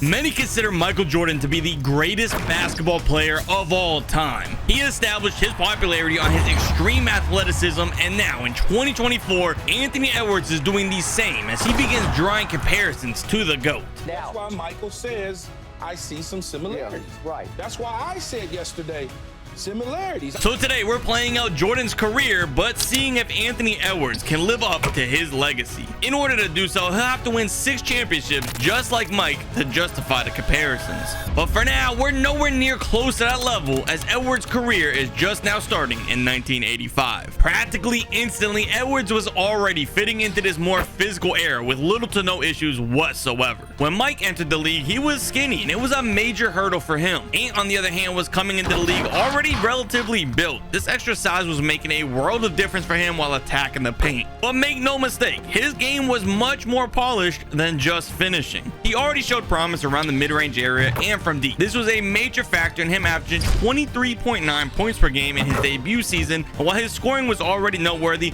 his rebounding as a guard was also notable. Things were starting off great for Edwards, and he wasn't looking to be too far off of Jordan's legacy. His high level of play was enough to earn him an appearance in the All-Star game, but that's where things would start to differ from Mike. Jordan will be receiving a Rookie of the Year award to start his trophy collection this year, but in this reality, it was going to Akeem Olajuwon, who has outclassed Ant. And that isn't where things stop either, because while Jordan ended up getting swept, he'd still be making the playoffs in '85, whereas Edwards missed them all together. Great personal season for Ant, but that team record, it's pretty bad. So in year 1, the burden of Jordan's rookie year proved to be too much for Edwards, and all he could do now was improve in year 2 to get back on pace. Luckily, in the second season, Edwards was still continuing to mold himself into an elite player in the 80s. In his career, Mike missed most of the season with injury, which meant Ant would have a chance to make up for the underwhelming rookie campaign. His stats saw a strong increase, including some impressive playmaking running off the scoring of new teammate Gervin. This was enough to get the Bulls a good enough record to make the playoffs, and in round 1, they'd face the 3rd seeded New Jersey Nets. With him officially making his playoff debut, the hype would start to build on just how far he and the Bulls could make it. But with the more experienced talent on the other end of the court, would he really stand a chance? The answer would be a resounding yes, because as this series was kicking off, Edwards was catapulting his production far past what we saw during the regular season. After putting on a show in his big moment for games 1 and 2, he'd find himself up 2-0 in the series, and with the 80s having a best-of-5 first round, he'd only need one more win to advance. And after not living up to Mike's legacy with the Rookie of the Year,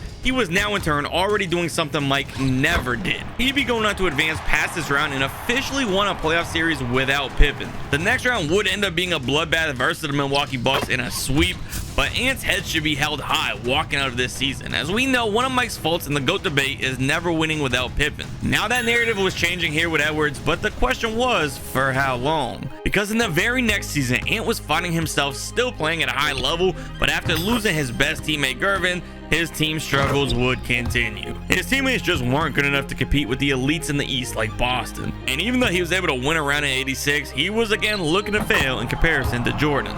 It was clear if Edwards was going to make a name for himself that he was going to need some help, and luckily for him, in the 1988 season, he'd have backup on the way. Scotty would bring some defensive intensity around the perimeter, and his great playmaking would open things up even more for Edwards off ball, but we'll talk more about Ant in a moment. For now, we have to focus more on Pippen. Was a guy averaging very mediocre stats really supposed to be Ant's Robin to his Batman? Was Scotty really the solution for the Bulls' struggles over Edwards' first 3 years? I can guarantee you the answer was no, but Anthony Edwards may have figured something out himself, because just as Jordan did in 1988, Edwards was playing good enough to have an MVP season in just year 4. The only difference being that Mike was 24 and Edwards is only 22 years old at this point. With another spectacular regular season in the books, he and his team were hopeful this year as they head into the playoffs. And after having his best record so far, he'd have high hopes for a deep run, which would be starting against the Sixers, who were led by Charles Barkley. Years ago, this team could have been a threat to hold the Bulls' aspirations, but now in '88, there were new stars around. Edwards was taking over as the face of the league, and to prove it, he'd be knocking out one of the Eastern Conference juggernauts. And if this run was going to be special, there was another Eastern Conference juggernaut that he'd have to find a way to overcome. Larry has been dominating the entire decade of the 80s, and this series was no different. He was still the big dog in the East and was willing his team to competitiveness. The only issue for him was that Anthony Edwards was planning to put an end to Bird's story. He was going head-to-head with a player widely regarded at the time as a top 5 player ever to play. Edwards was outperforming him in every facet of the game, and this series would act as a passing the torch from Bird to Edwards. The league in all of its glory was in his hands after coming out on top versus the Celtics in 6. He was making his first conference finals appearance quicker than Jordan did, and now the results of his career were completely up to him. Unless, of course, the bad boy Pistons had something else to say about it. Detroit were still favorites to win this matchup despite Edwards' quick evolution. They play with a physicality unlike any other team in the NBA, and it would test Edwards' training. Luckily for him, he already had gained a lot of muscle mass since his rookie season, and it would aid him in this matchup. He was going right at their gritty hard fouls and looking to get 3 points the old-fashioned way. And speaking of threes, he was a far better shooter than MJ, which allowed him to stay out of the paint and help him compete against Detroit. While this series would of course still be close, Ant was actually putting himself in a position to compete. After 6 grueling matches, this series would come down to a final Game 7. But after 6 matches of non-stop contact, the fatigue was setting in for Edwards. He was practically being beat to a pulp, and while his teammates had his back, things weren't looking good for the Bulls. And that's going to be the end of the Bulls season. They don't have enough time here. 1 game shy of the finals. It's really unfortunate, but still impressive that Anthony Edwards was able to get this close to a finals appearance in only year 4.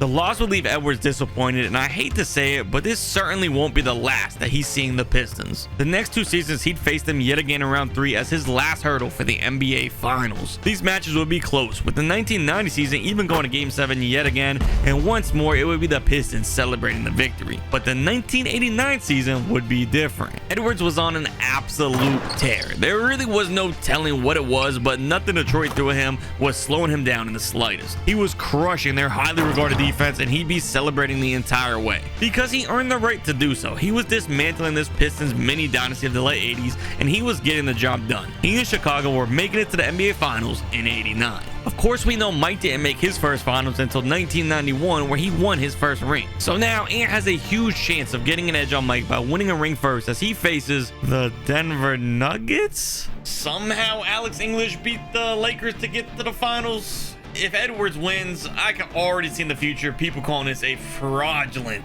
first ring in his career. No disrespect to the players of this Nuggets team, but as you'd probably guess, Edwards was running away with this one. Of course, the tweets one day will definitely mention this in the GOAT debate, but for now, in the moment, Edwards was on a once-in-a-lifetime run. He carried his team in nearly every statistical category and was single-handedly earning his team this ring. If anything, with the numbers Pippen put up in these playoffs, it says just how great Edwards was to get the job done with very little help. I mean, this has got to be up there for greatest finals performance of all time. He and his team would happily celebrate their accomplishment, and now Edwards is officially one ring ahead of the GOAT and would certainly have more chances to extend that lead. Starting in 1991, where he'd have yet another Hall of Fame caliber run of the regular and postseason, and a road to his third MVP already, and if you remember, he was bounced by Detroit in 1990, so now he had a chance for his second ring in 3 years, but this time he had a real challenge. Clyde Drexler and the Blazers were his opponent. At this time, Clyde was one of the NBA's best guards and he had a solid supporting cast here in Portland. But the talent here in this series just didn't come to the level of greatness Ant was already showing. After the embarrassing outing by Portland in the first 2 games, it was obvious that this series wouldn't last long. Out on the road, Ant was the clear-cut best player on the floor and this thing would be over in a clean sweep. Meaning Edwards now has 2 rings compared to Mike's only one that he'd win this year, and it didn't look like anything was stopping Ant. With Ant continuing to get better and Scottie Pippen now developing,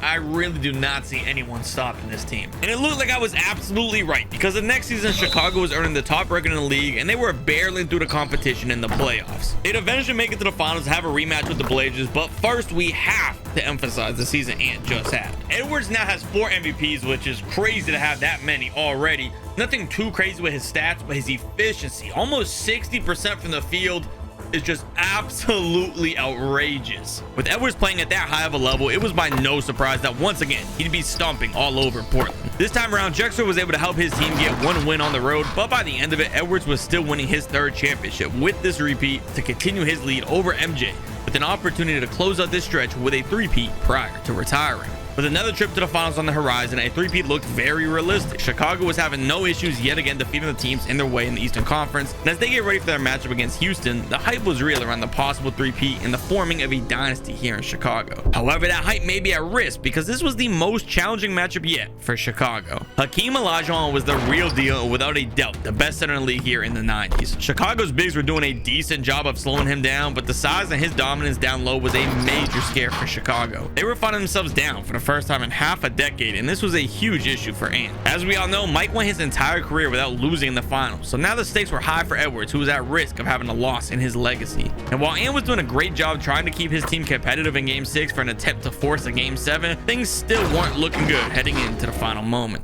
With Chicago down 4 with only 41 seconds left, this one could be over unless Anthony Edwards and his team could somehow pull off a miracle. With as good as Edwards is at shooting, though, he realistically could do it. They get it down low to him in the low block. He gets a little floater. He wants the foul. No call. 2-point game. That was quick. That actually put them in fantastic position. Huge shot from Ant Edwards here in this finals, trying to force a Game 7 and prevent a loss, a stain on his legacy, losing in the finals. Hakeem is doubled. Oh my God, they leave this guy wide open, but he sucks. I would have left him open too. In an unbelievable change of events, the Houston Rockets completely sold, and now the Bulls have an opportunity to tie this game or even take the lead here late. Anthony Edwards with it. He's got the screen coming. Edwards. Oh my God, that's a wide open pull-up. Edwards ties the game. What a huge shot from Ant. He's really looking like Mike in this sim. He's doing everything Mike can do and then some. Kenny the Jet Smith has the ball now on the inbound. 10 seconds remaining. It's got to go to Hakeem. I mean, who else is it going to go to here? 6 seconds left. Kenny, the pick and roll. He's throwing it down low to Hakeem. 2 seconds left. Oh my God. For the win. It's off. Oh my. I thought it was going to go for sure. We're headed to an overtime. Unfortunately, though, in overtime, it's looking like it's just a little bit too late for the Chicago Bulls. There's just not enough time left on the clock, and they're going to be failing. Anthony Edwards now has a loss on his resume. Michael Jordan caught up to him because he wins it this year with his 3-peat. They both have 3 rings, and everything is about to change. Mike would retire to go play baseball, and Edwards would do the same before returning to the NBA late in the 95 season, where not too much would happen other than a playoff loss. But following that loss, he'd work like crazy during the offseason for something special in the 96 season. Just like Jordan's Bulls this year, Ant was leading them to one of the most impressive seasons in basketball history. They added a psychopath Rodman to the team, and Scottie Pippen had evolved his game immensely. This helped lead Edwards and the Bulls to an absurd record to pair with Edwards' 5th MVP. And to not waste any time, let's just say the playoffs were hardly even worth mentioning prior to the finals. Yeah, these playoffs have been ridiculous. The Bulls only lost once in the conference finals, and now they have a rematch versus the Houston Rockets. And I gotta be honest, I don't think Olajuwon has stopped him this time, which would actually turn out to be an understatement, because not only was Edwards getting his revenge, but he was doing it in embarrassing fashion.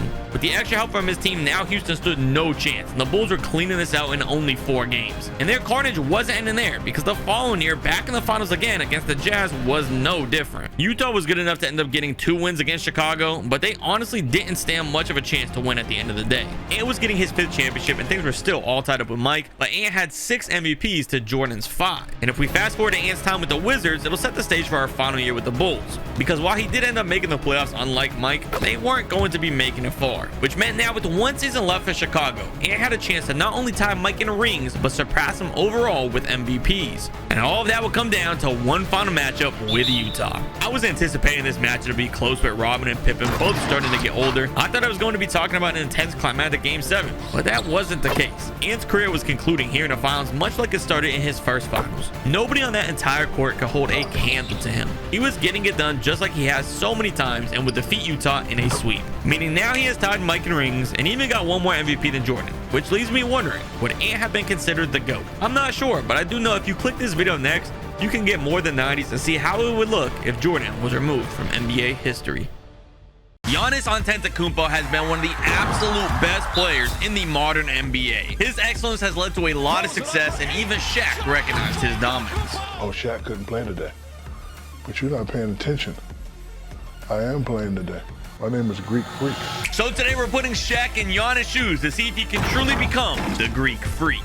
But in order to live up to that title, Shaq would need to be on his A game, because Giannis has earned 1 ring, 2 MVPs, and a Defensive Player of the Year in 10 years, so Shaq's hands will be full trying to match it. Luckily, with his career starting in 2013, he'd have tons of touches because his team was horrible. Throws it, intercepted.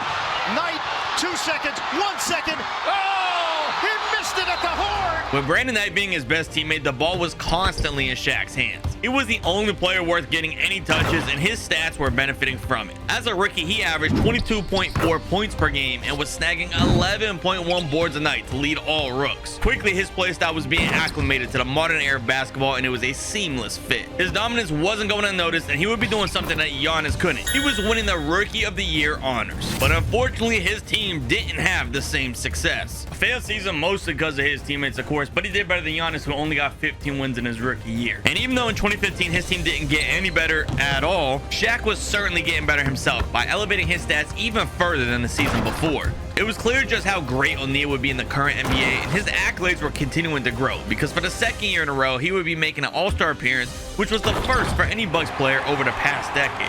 After that All-Star break, Shaq was continuing to amaze the world. He was making the playoffs and forming an underdog story. Unfortunately, though, his first playoff opponent was a very stacked Cleveland team. With the odds against him, Shaq still wasn't letting up. The Cavaliers' only center was Timothy Mozgov, so anything was possible here for the Bucks. His opening playoff series showed astonishing levels of play, like many had expected. It looked like he was an unstoppable force, and maybe could shock the world by winning the series, but at the end of the day, he was still facing LeBron. King James in his prime was by no means losing to a team led by a 2nd-year player. The play from Shaq was intimidating and could certainly pose a threat, but it wouldn't be this year. One after another, LeBron was winning his team games until it was all over in a sweep of the Bucks. Shaq, by no surprise, would be devastated, and the pain wasn't stopping there. O'Neal was continuing to be one of the best players in the league, but his team was continuing to be the opposite. Milwaukee's management was struggling to put any good players around Shaq. Adding guys like the undersized guard Eric Bledsoe and Tony Snell just weren't going to get it done. In a conference with LeBron dominating, adding this guy is just disrespectful. Shaq was still keeping the Bucks relevant, but the question was for how long. There were murmurs rising on if he'd leave Milwaukee in free agency, and it's no wonder why. Over the next 3 seasons in a row, year after year, they were falling short in the postseason. In 2016, he was running into the Raptors, led by DeMar, and was losing in round 1 for the 2nd straight year. In 2017, Shaq finally won a playoff series against the Pacers, but the following round, Carmelo Anthony was ready to hold Shaq yet again as he lost in round 2. Finally, in the 2018 playoffs, DeMar was responsible for bouncing Shaq yet again to cap off a failed stretch for the Bucks. Despite the team failing horribly, Shaq was still deciding to stick with his group and committed to his own personal growth to compensate for the team's shortcomings. And his growth was happening incredibly fast. As we already know, the 2017 postseason failed in round 2, but the regular season was something special. This year, Shaq was making massive strides as he was establishing himself as the best big man in the NBA. Nobody had any hopes of stopping him, and regardless of the defensive game plans, he was going to get his. This great play would be the one bright spot of the last few seasons, and now he'd be crowned as the MVP of the NBA for all of his efforts. Not only is he being rewarded an MVP, he's getting Defensive Player of the Year. So while his team is not making much progress in the playoffs, Shaq's at least making a lot of progress on Giannis's legacy, and things are about to get a lot easier for him as well. Milwaukee was finally bringing in Shaq some help. Brook Lopez was a stretch big option who recently developed great shooting and solid defense. They also added Nikola Mirotic, who was another great veteran shooting option. With the added spacing, Shaq had more time to operate down low, and that led to the Bucks' best record in ages. Come the postseason, Shaq was pulverized in the competition in the first 2 rounds. To kick things off, he was punishing Miami and their young roster with no issues at all to finish the sweep. Moving forward, he was up against the Celtics and was doing nothing short of embarrassing their franchise on both ends of the court. While this series was close in the matchup with the Heat, it was still O'Neal in full control of the series. The fans were super excited for his success as he was advancing to his first ever conference finals. Those conference finals would be taking place in Toronto versus the Raptors and Kawhi. And while Kawhi was at his peak playing great, he just came off a close 7-game series against the Sixers. The fatigue was apparent for the Raptors, and Shaq was gonna take advantage. Clearly nothing was stopping the Diesel in his pursuit of his first finals trip. Everyone expected this to be a closer series, but it mimicked much of what we saw in the first 2 rounds. It was all Shaq all series. He was pushing past Toronto after 6 and was finally being crowned champion of his conference and earned a trip to the finals. And this trip to the finals was huge for Shaq because this season he added another MVP and Defensive Player of the Year, which leaves him only 1 ring shy of already matching Giannis's legacy, but it wouldn't be easy because Steph Curry and the Warriors would be in the way. Not only that, but also he had Kevin freaking Durant with him and was rounded out by his splash brother, one of the best shooters in the league, Klay Thompson. The only bright side is much of the responsibility would still fall on Steph, while those guys dealt with some injuries. For Shaq to win here, he'd have to be playing his best basketball, and things could actually go in his favor thanks to Golden State missing some guys. First though, Steph's excellence was shining as bright as ever while taking over the game, and it was enough to will his team to 2 wins while protecting his home court. This meant Shaq needed to start fighting back before things ended up out of hand. Back in Milwaukee, the tide of the series would start to change. The Warriors' small ball lineup had a massive disadvantage against the big ball lineup of Lopez and Shaq combined. This advantage for the Bucks was enough to give Shaq the upper hand at home to tie the series right back up. Moving on to a pivotal game 5, the stakes were huge. Whoever wins here likely wins the series, and whoever lasts in the final moments would have a 3-2 lead. This is a massive game 5. If Shaq wins here, he's going to be up 3-2 in the series. He's going to have a good chance at winning his first championship. The Warriors down by 4, but anything's possible with Steph with just under a minute left. Steph had open space for a 3, passed it down low to Boogie. Shaq's defense, the 2-time Defensive Player of the Year. They are hack a Shaq, and though that could pay off. They weren't in the bonus yet, so they send this guy to the free throw line. I'm not even actually sure who this is. I think it's a 2K creative player, but I guess he's clutch because he hits both. The Warriors are not going to use a timeout here. They're down by 6 with 30 seconds. Steph's going to have to do something incredible here if they want to win this game. He needs a screen, he needs some space, and he needs to shoot a 3 and fast. Draymond sending him a screen. Steph trying to operate. He's pulling up. I don't like that shot, man. This one's going to be over. Wow.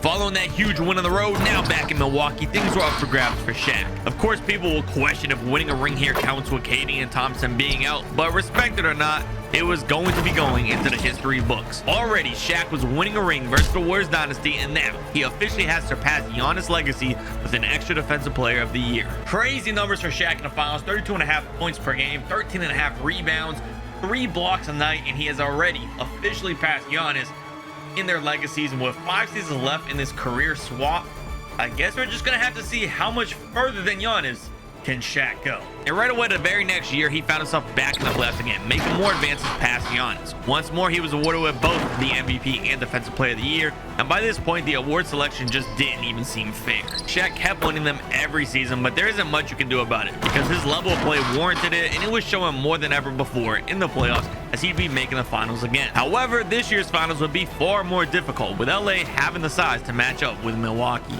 Even with Anthony Davis smothering Shaq, he was still dominating the game. AD would slow him down far more than any other matchup has, but there was no way they'd shut Shaq down completely. But Davis didn't have to shut him down completely. If you remember back to Shaq's early playoff days, he was bounced by LeBron in his debut. And now in the modern day, here in the finals, with AD slowing O'Neal down slightly, it was enough leeway to give LeBron the edge. Just like he had done years ago, LeBron was on a tear against the Bucks and would ultimately be the bane of Shaq's possible repeat. The defeat may have been harsh for O'Neal, but the next season was another chance. Mostly because the Bucks were adding Drew Holiday to the mix. He and Shaq together formed the best defense in the entire league. When they got to the playoffs, this was a huge factor and allowed them to easily run straight back to the finals. And this year's finals was taking place in Memphis against the Grizzlies. Unfortunately for Memphis, their team was very, very young and inexperienced. It was something to be proud of to make it this far, but with the Bucks making the finals for the third year in a row, their superior experience would be blatantly obvious. Shaq was way too much for the Grizzlies to overcome, and just like Giannis did in 2021, O'Neal was leading the Bucks to a ring. Now we're seeing an even wider gap between Shaq and Giannis, but our stars' luck may be running short.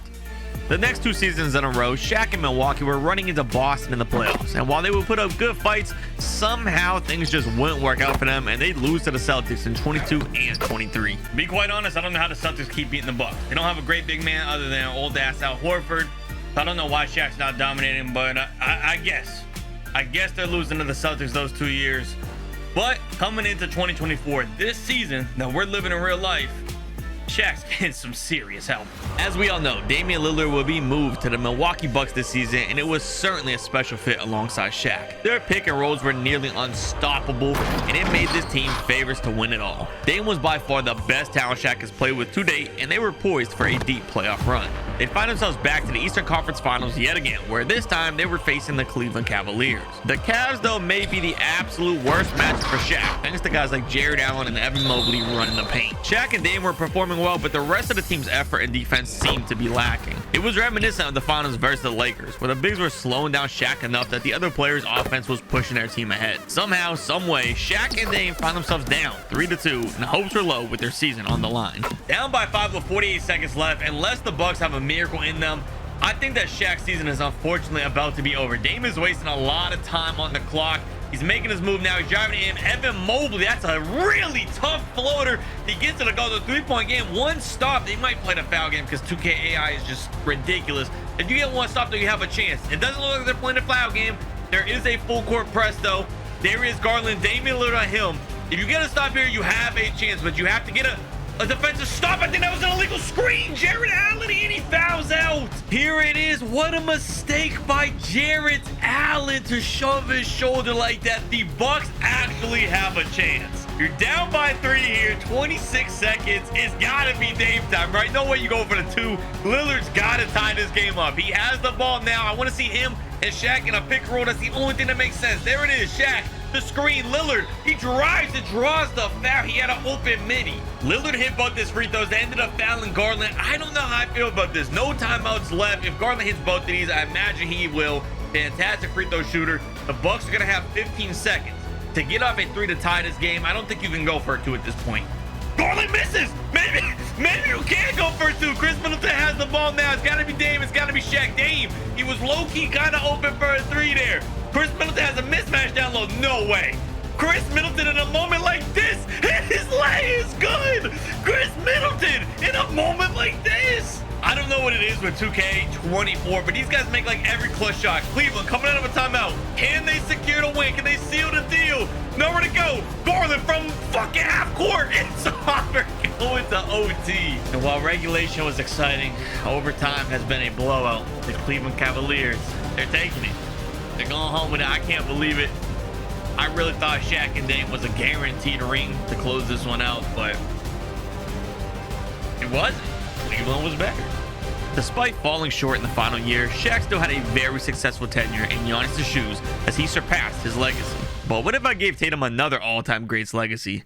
Find out how he would do by clicking this video next. Luka Doncic is quickly blossoming into one of the most impressive stars that the modern NBA has to offer. Larry Bird is already established in NBA history as one of the greatest players to ever lace up on the hardwood. And these two players have a lot of similarities, with Doncic frequently getting comparisons to Larry Legend. So today we're going to be giving Bird's career to the Slovenian native and witness his journey under the pressure of living up to the legacy of one of basketball's most respected talents. Will he rise to the occasion and enjoy the same success that Larry did, or will he fall short of his comparison and lead a lackluster career? We're going to be finding out and more as Luka starts his career in 1980. Immediately after joining the NBA, Luka was already en route to an outstanding rookie campaign that would seemingly kick off the start of a legendary career. The only problem being the Celtics don't have the stacked dynasty roster that we come to remember from the 80s just yet, which would leave all of the team's responsibilities to the young rook. Doncic was leading his team in nearly every category this season. He was out rebounding the bigs. His playmaking abilities were in the spotlight as he'd set up his teammates for looks all around the court and already seemed to be one of the NBA's top facilitators. And it goes without saying that he would astonish the fans of basketball with his massive eruptions of scoring the ball. With this high level of play, it would be a no-brainer that Luka was heading into the midseason break as an all-star, even if it was only his first NBA season. And after All-Star Weekend, his play was picking up to an even higher level in the second half of the year as he capped off an all-NBA first-team season. But despite all these things going well for Luka personally, his team's success was faltering. Like I mentioned earlier, Boston hadn't yet acquired the multiple superstars that we all know them to have. This roster was rounded out with relatively mediocre players, which unsurprisingly led to a less than ideal record. With the Hawks waiting for the Celtics in the first round of the playoffs, their postseason run would be very short-lived after John Drew and Eddie Johnson would combine for 44 points per game in this series to send Doncic packing early shortly before receiving one final season accolade. Rookie of the Year goes to Luka Doncic. To be quite honest, I'm a little bit surprised because I thought it was going to go to the other top rookie in the NBA this season. Of course, I'm talking about Magic Johnson, who we all know will go down as a massive rival to Larry Bird. They both were in the 80s, but Magic undoubtedly had a better career than Bird did, which brings us to Doncic's goal of this simulation. He'll be attempting to get revenge for Bird by outclassing Magic in this alternate reality. But already in just 1 year, he was off to a shaky start, with Johnson already taking a one championship lead. But in just season 2, Luka would have an opportunity to rewrite the script. The Celtics were adding some serious help to the roster, and Luka was loving every moment of running the pick and roll with all-star center Robert Perry. Additionally, Kevin McHale was an elite low post threat that could create for himself. This efficient post scoring freed things up for Luka, who would take absolute advantage of the improved offense and experience a jump to his efficiency. Without the entire opposition's defense applying all their focus to Luka, the game slowed down for him, and he'd morph into a scoring powerhouse that would lead this Boston team to the top record in the East and some personal hardware too. An MVP only in the second year, I was not expecting that at all. Now he has a chance with a really strong team to make a run for a championship to pass up Magic Johnson. The quest to that possible championship would look significantly different than it did last season here in the playoffs. In the first round, Luka was on a tear while sweeping the Cavaliers, and this was going to be setting the tone for this postseason. Round 2 was yet again going to be another sweep in dominating fashion versus the Nets, and the conference finals was not much different against the Bucks with another Luka masterclass who would lead his team game after game with wins and a full sweep of the Eastern Conference. 11 straight wins to sweep through the Eastern Conference, but now the real test comes in the finals to see can he get it done in the biggest stage. And just in his second year, Doncic was already leading his team all the way to the finals for a chance to match Magic. Boston was facing the Rockets just like they did in our reality, and backed by home court advantage, they looked to continue the sweeps. Unlike the East though, the Rockets actually had a superstar that could give the Celtics some real issues. Moses Malone was an MVP level player and wasn't letting up against the two all-star bigs in Boston. It was a battle between the bigs down in the paint, but that wasn't where the real story was. With as much talent that was on the court, the spotlight was still on Luka Doncic, who was making a crazy name for himself at this point. The Houston defense didn't seem to have much of an answer to stop the second-year MVP, whose playoff averages were notches above his spectacular regular season play. 3 games into the series, the Celtics were already 1 game away from a ring, and the media were already counting Houston out before Game 4 even started. Houston would take those headlines to heart ahead of Game 4 and came out guns blazing in an attempt to fight back to force a Game 7. They'd go on to win Game 4 in Houston and Game 5 in Boston before attempting to do the unthinkable late in Game 6 for the reverse sweep. Game 6 is all knotted up here. If the Celtics score, they're likely going to win a championship. If the Rockets get a stop and win this game, they can force a Game 7, have a chance. Luka has the ball now at the top, 14 seconds remaining in this tied ball game. It's looking like he wants the last shot. He has 2 great big men. He can get to set him a screen. Parrish is coming up for the screen now. It's looking like Luka Doncic is operating the right side. He passes down a little Parrish. Parrish's way. He gets it in to take the lead. Houston takes a timeout. Boston is one stop away from Luka Doncic earning his first championship to tie Magic Johnson. You got to get in here. The deep three for Lebron. It's off. Luka and the Celtics are NBA champions in 1981. Luka and the Celtics have officially won their first championship to kick off this simulation strong. And now with an MVP to go along with the ring, Doncic has already passed Magic early in the competition and will look to extend his lead with a repeat the following year. But even with Luka earning another MVP this season, those repeat hopes are going to be put to the test, because while they would easily beat the Bullets in round 1, the second round against the Sixers wouldn't be so kind. Dr. J was like a savage on the loose versus the Celtics. While Luka gets many comparisons to Bird, the one he doesn't get is the defense. With Luka struggling to slow down Dr. J, he would be wrecking havoc and swiftly bring Boston right back to square one. And to add insult to injury, the Lakers were winning another ring to push Magic back in front for championships. I am not intentionally making this play out like Larry Bird's career. It's just kind of a weird coincidence that in 2K and in real life, they beat the Rockets at 81 and then they lose to the Sixers in round 2 in 82. I guess we're gonna have to see if that all continues here in 83. After the disappointment in 82, Luka was training during the offseason with his team to hopefully turn things back around and get back to the top of the basketball world. It was another sensational year for Luka and the Celtics with a crazy amount of highlight plays, and he'd have the headlines raving over his exceptional play. Doncic pulls up, three-pointer. Bang! Bang! It's good! Doncic wins! While the regular season was an absolute blast, what really mattered to Luka was the playoffs. And on the way to those playoffs, Luka with another MVP, which gives him a really strong lead there versus Magic. But last year's MVP did not mean anything come playoffs.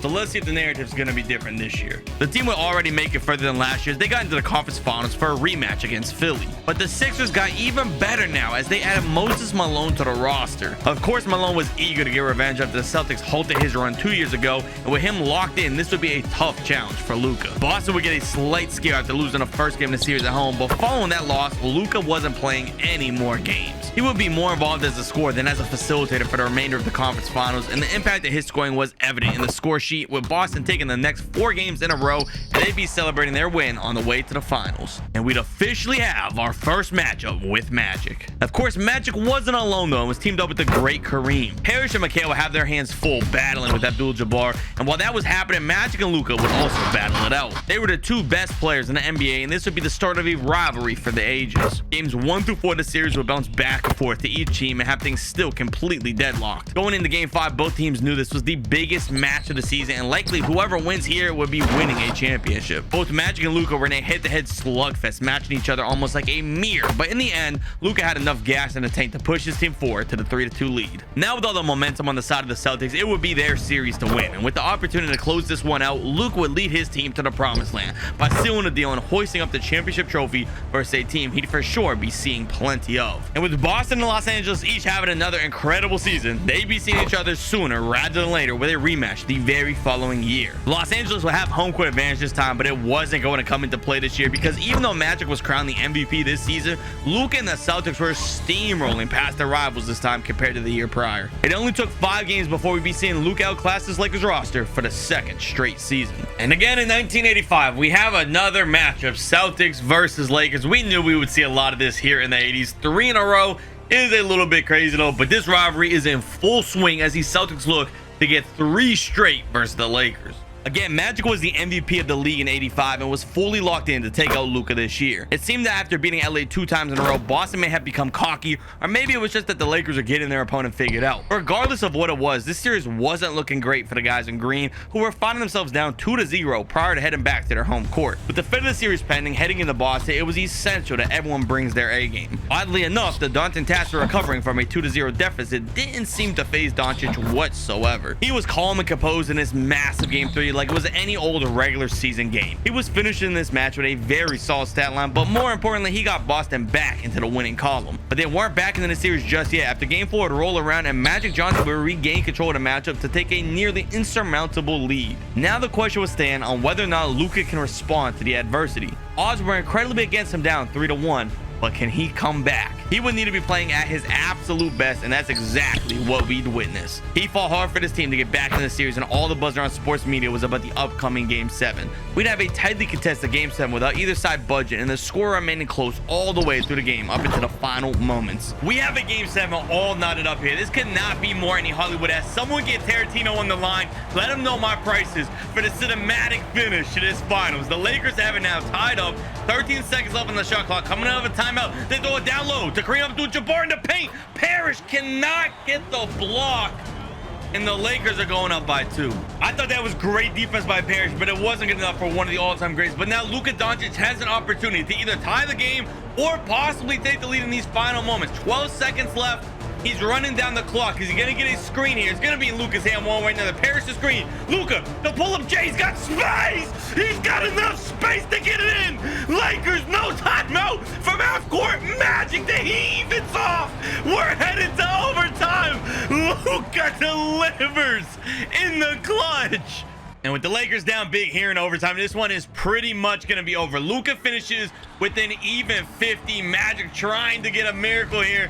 It's not going to happen. There is absolutely not enough time left for this Lakers team. The Celtics are winning 3 in a row versus the Los Angeles Lakers. And I'm not sure that Magic's ever going to be able to beat Luka in this reality. But maybe it didn't have to be Magic defeating him. The second-year Jordan was on absolute fire, and even though he couldn't get past Bird in our reality, he was figuring a way versus Doncic in this reality. It comes as a shock to the world, but Luka was being upset by the young Mike. And while in 87 the Celtics would make it to finals again after barely scraping by a very good Pistons team, the Lakers would finally have things figured out, and after several attempts, they would manage to come out on top over Luka. These 2 back-to-back losses were massive for Luka because now Magic was swiftly reclaiming the lead in the competition, and it left a lot to wonder about Luka moving forward. With Mikal and Parrish getting older, his window of winning was closing. With only a few more years left, can Doncic possibly win any more championships? The answer was up in the air here in 1988 because even though Luka knew what was at stake here and would play at an MVP level, by the time he made it to the conference finals to face the Detroit Pistons, he would get completely shell-shocked and sent back to the offseason short for the 3rd year in a row. Luckily, the Pistons would go on to defeat the Lakers in the finals, which left our score at a dead even tie. But Luka likely only had 1 good year left to try and earn a ring because it was only a matter of time before Michael Jordan was in full force and would be too much for Doncic to overcome. He was in the playoffs again in 89 and was still playing at a very high level even when Parrish was starting to see a dip in his game. Mikal was still relatively young at 31 and his low post game was still efficient by this point. The Celtics were winning both of the first 2 rounds, but it was inevitable that in the 3rd round they were going to be facing Detroit yet again. The Pistons seemed to be the top team in the East, and most people doubted the Celtics would be able to get past them this year. Surprisingly though, even after his team got weaker from the year prior, he was able to pull a 360 in the outcome from last year. From start to finish of this series, Luka was the best player in the court and wasn't even close. This series was over before we know it, and finally Luka was back into the finals. With a Dale Ellis-led Sonics team waiting for him in the finals, it was the easiest series in this run. It would end up being an easy sweep for Luka, who was taking a 1-ring lead over Magic and had hope in this final stretch to extend the lead. With another MVP season, things were looking bright until come playoffs, the unthinkable would happen. Doncic would sustain an injury to his wrist that would sideline him for the rest of the postseason and end any hopes of a repeat. And at this point, that would close the window for any more rings because Jordan was beginning his dynasty and this Celtics roster simply couldn't compete. Luka would play 2 more seasons but failed to Mike and announced his retirement following the 92 season. In the end, Magic wasn't able to get any more rings or MVPs either, and Doncic would end up completing his goal of outperforming Magic. We just witnessed Luka with Bird's career, but how about Mike, who ended his dynasty? Could he have success without Scottie? Find out by watching this video next.